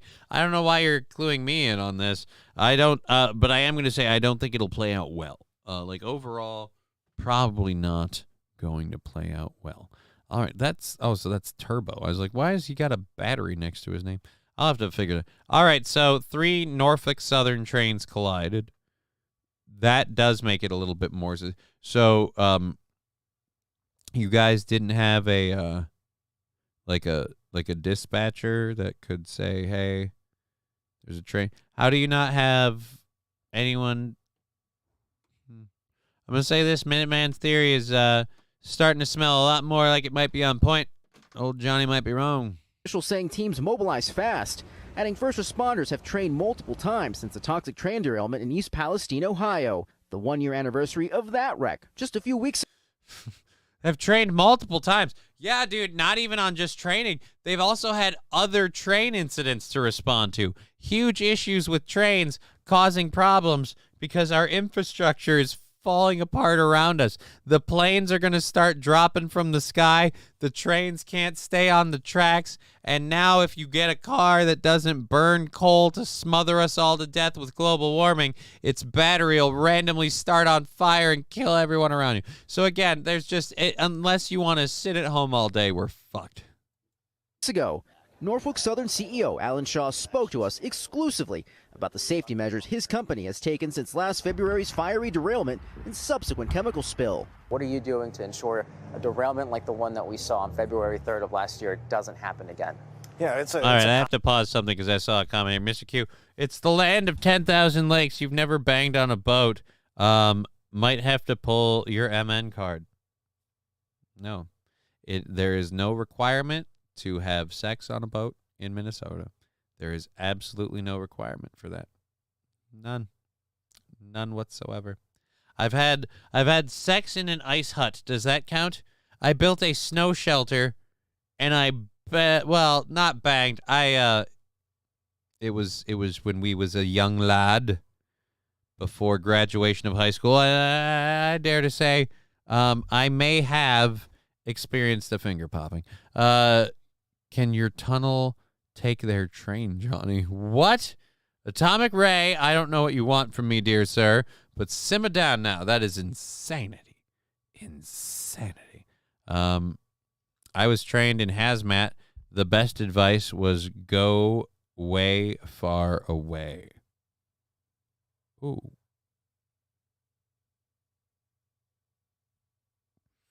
Okay. Comprehensive approach. There's no one single thing that you can do. It's a continuous improvement process. But back in Pennsylvania tonight, another multi-car derailment, leaving another community stunned. We hear the train every single night. It looks very scary and horrible. George joins us now from the crash site. George, where does the investigation go from here? After I get done here, I'm going to start really hunting down the evidence and seeing where this leads. I think we have a full-blown conspiracy of an insurance scam on our hands, and I'm not going to stop until I show... Again, where does the investigation go from here? Nowhere, because nobody's going to give a shit. If this was an insurance scam thing, then it's going to be handled with lawyers in courts and blah-blah-blah-blah-blah-blah, and the rest of us are going to kind of forget this and go, meh. I was trained in hazmat. What was the training? Run! I mean, I feel like that's not how you spell forest. If you're going to, here, I'll wipe the chat out to help you with it. If you're going to quote from Forrest Gump, the way they say it is literally, run, Forrest, run. I mean, it's just so easy. You don't know how to spell Forrest Gump. Railways are safe AF. Are they, though? Upstream and upwind, says Phil Simple. Oh, wait, I think... All right, so blow us away with the amazing twists and turns of this case that we'll never hear about again. Jose, NTSB investigators are already on the ground right now assessing the wreckage. Cleanup continues. Meanwhile, the Pennsylvania Department of Environmental Protection has installed air quality monitors out here out of an abundance of caution. Jose? Thanks for watching. Jose? That guy doesn't look like Jose. That's not Jose. Don't you lie. That's Lester Holt.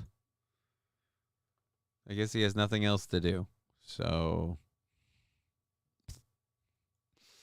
Alrighty. So yes, the train crews, hopefully channel points work tomorrow, haven't gotten any all stream. Yeah, sorry, buddy. Maybe that's why people didn't really do anything with bits and stuff today. Maybe that's it too. Who knows? Who knows? We've had a lot of amazing support from people, and we're still fully funded through this week and into next week. So whatever we do is Lester is his name. Your name is Jose. Now learn your name is Jose. My name is Lester Holt. Your name is Jose. I mean, that now we're just mixing movies. Shame on you. Alrighty. Minuteman 50. Yeah, those count. See? Those all work. So I don't know why the channel points thing is being whatever, but I'm sorry. Holy crap. 25 minutes ago, Gnarly360 subscribed on the YouTube channel. We are slowly growing on the YouTube channel. That puts us at what, 348? 349. We literally get one more YouTube channel subscriber, and we're at 350. 350. Isn't that cool? My voice is going to die. I'm not going to make it. All right, so we've gotten all of those. I can't believe I've ran out of shit. So we talked about that. I don't really want to talk about the Cambridge academic that escaped a toilet using eyeliner and cotton unless we have a video. So let's go over to this one.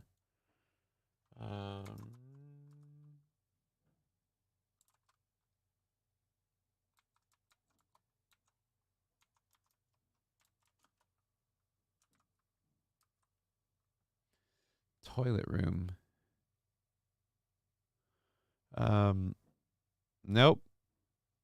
I've got nothing. Nothing. All right, so I would have to read it, and I don't think I really want to because there's not really enough of it to cover. It's not super duper awesome. All right, let's oh God. Jose, can you see me? Oh no. I had 50. Yeah, the 50 bits work just fine. So those work just fine. And then Minuteman got the sound alert to work just fine. So it seems like the sound alerts are going gangbusters. Let's go ahead and find something where, well, I know what we can do for one of them.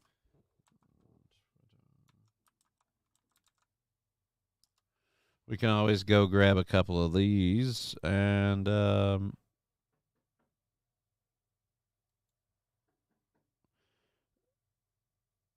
oh dear Lord. Okay. How do I just want to open you in a new tab. Damn it, motherfucker. Thank you for the 10 bits, Sandy.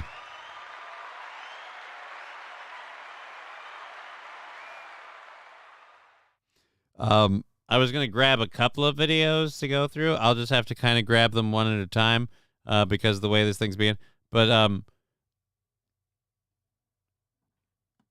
I don't know if you guys have ever been to a carnival. Do they still do the BB shooting ranges? Do they still do those, right? The little fucking not even like 22, just little tiny pellet BB things. You still. What's a freak show? Says Zane. Also, did the New Zealand trick to play WWE 2K4 early? It worked, and Brock is confirmed showcase only. Yeah, Brock and Vince aren't gonna be available. Like I said, it's sad. I get why, but could we have had fun if they were? We could have had a lot of fun if they were. But yes, the oh yeah, they do. All right, so I don't understand why the shooting gallery we're looking at here is intermittently interspersed with the stuff you give away. Because these people are shooting at stuff and their prizes are...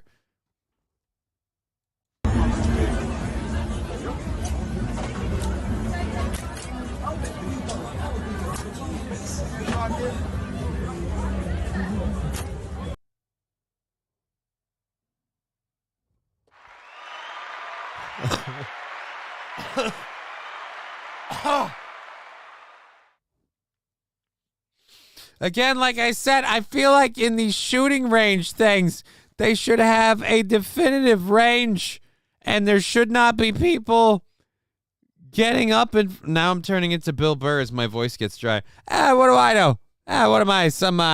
What am I? A guy working at a freak show? Like, what am I?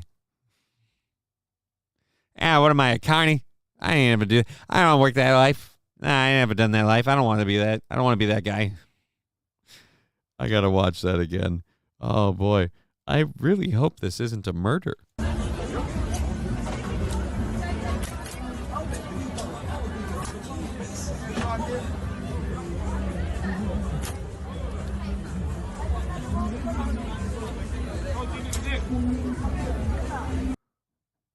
I love how nobody's worried about her, apparently.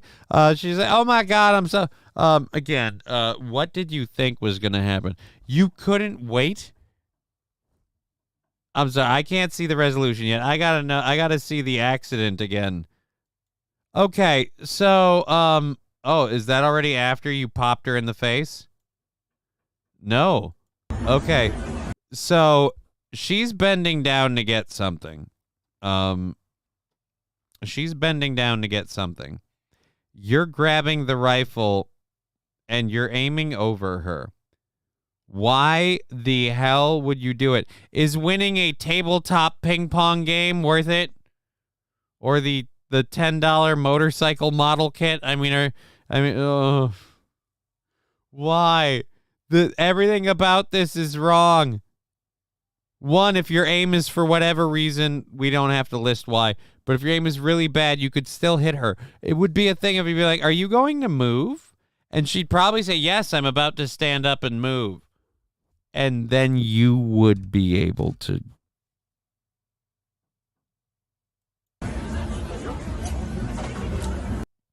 So at this point, she is bullseyeing the fingers. She's determined to hit them all. You're not paying attention to what's going on around you. You're not paying attention to what's going on around you. I want to say 2 ladies demonstrating all of the best tenets of gun safety. But it's a BB. Yeah, but that's kind of the point. If it was a 9mm, this would be a funeral. Right in the noodle. Minuteman saying lack of situational awareness. Thought it was a dude. I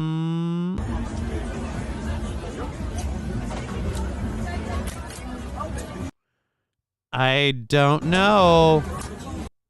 I don't know. I could say could go either way. Either way, that mofo is out. Why are you covering... Why are you covering the camera and leaning in? If you're gonna film it, film it. Pick a lane, asshole.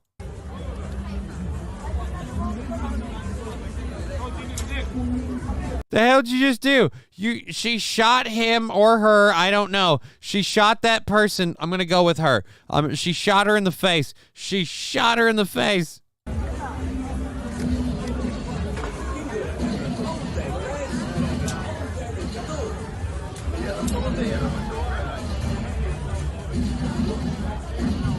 I love that we're still hearing guns going off in the background. And this, Your Honor, is precisely what happened on the set of Rust.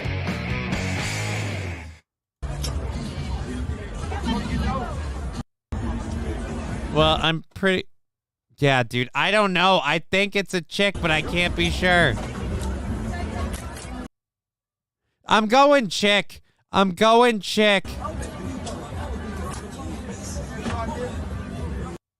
I'm going chick.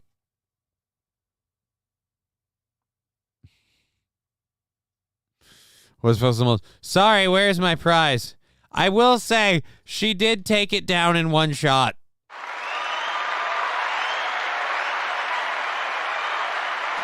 Fluffy elephant, please. I'll take the Donald Trump mask. Kind of saw boobage might be a chick. I'm believing chick. I again believe I saw boobage.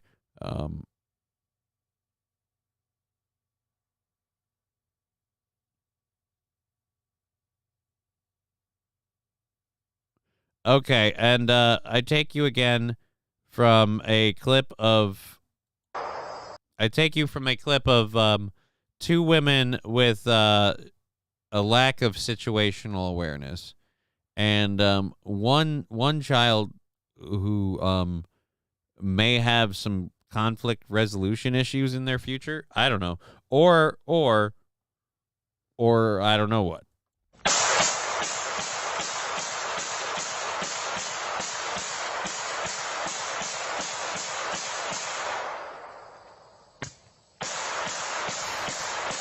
All right, one. Those are definitely low. And those are those full power rounds, like the full like full load. Yeah. Also, too, don't disrespect your guns like that. If the slide is open and you ditch it in the dirt,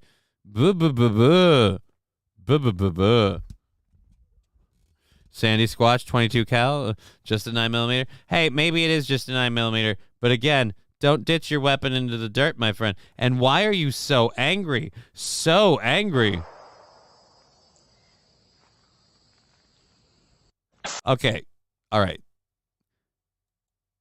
This is the face of a growing serial killer, okay? I want you to understand right now. Somebody right here is just like, I really enjoyed this. And now it's just like, okay, now there's the border. But I'm just saying, no.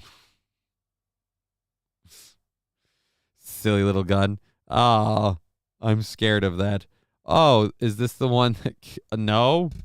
Jesus Christ. 10 years from now, she's got a gun. Yeah, I don't know about that. That was just an interesting one to have. I didn't expect it with the clip we went through. I've done that one before. Wow, I thought you would have posted some new stuff by now. What the heck is that?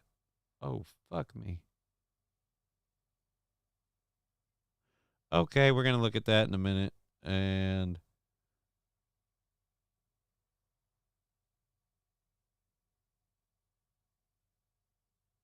all right, no, I'm not going to watch that because that's fucked up. Okay, let's see if we've got any good ones. Why is it? Oh, that's okay. So these. Oh, what the fuck is that? Fuck no, I did that one already. All right, so we're gonna go to this one just off of this alone, because I don't think I'm gonna find anything else on here. Burp. Okay. I hope nobody has a problem with snakes. Just saying.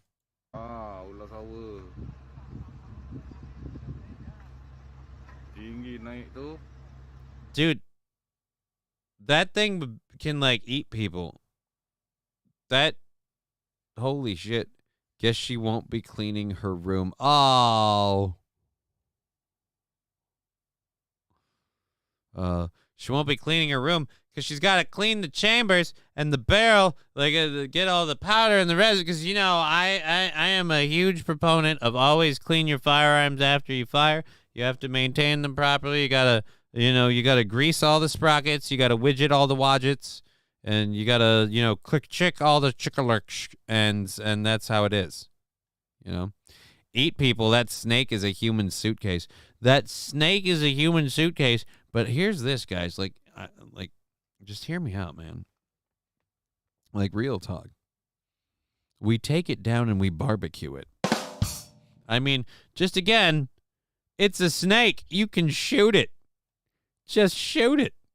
And then we can cook it. But yeah, man, it's just creeping up the hillside. Ain't no thing.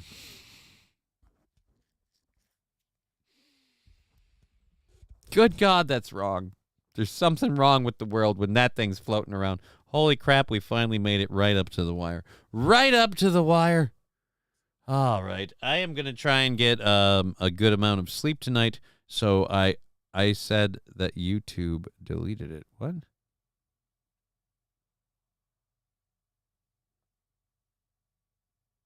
Huh. Interesting. Okay, so sorry, just lost my mind. Okay, so I'm gonna get out of here. I'm gonna go I think make some popcorn and force myself to sit down and watch a movie on the couch and not sit at my desk. And might finally getting channel points. Hooray, good for you, Saint Caesar. Wrong button. I meant to celebrate that. I'll be back on the Steel Toe Show tomorrow. We'll be back here with a bunch of stuff. Seriously, thanks for laughs. You're very welcome. I really love getting to do this show, and so I hope we get to continue keep doing it. And maybe I should work more on improving it. Perhaps I need to do more. But anyways, we've been Johnny. You've been an audience. I'm doing that Minnesota goodbye thing, which I can't stand, and I don't know why people do it. It's really, really dumb. You just say goodbye. It's a word. It's 2 words. Goodbye.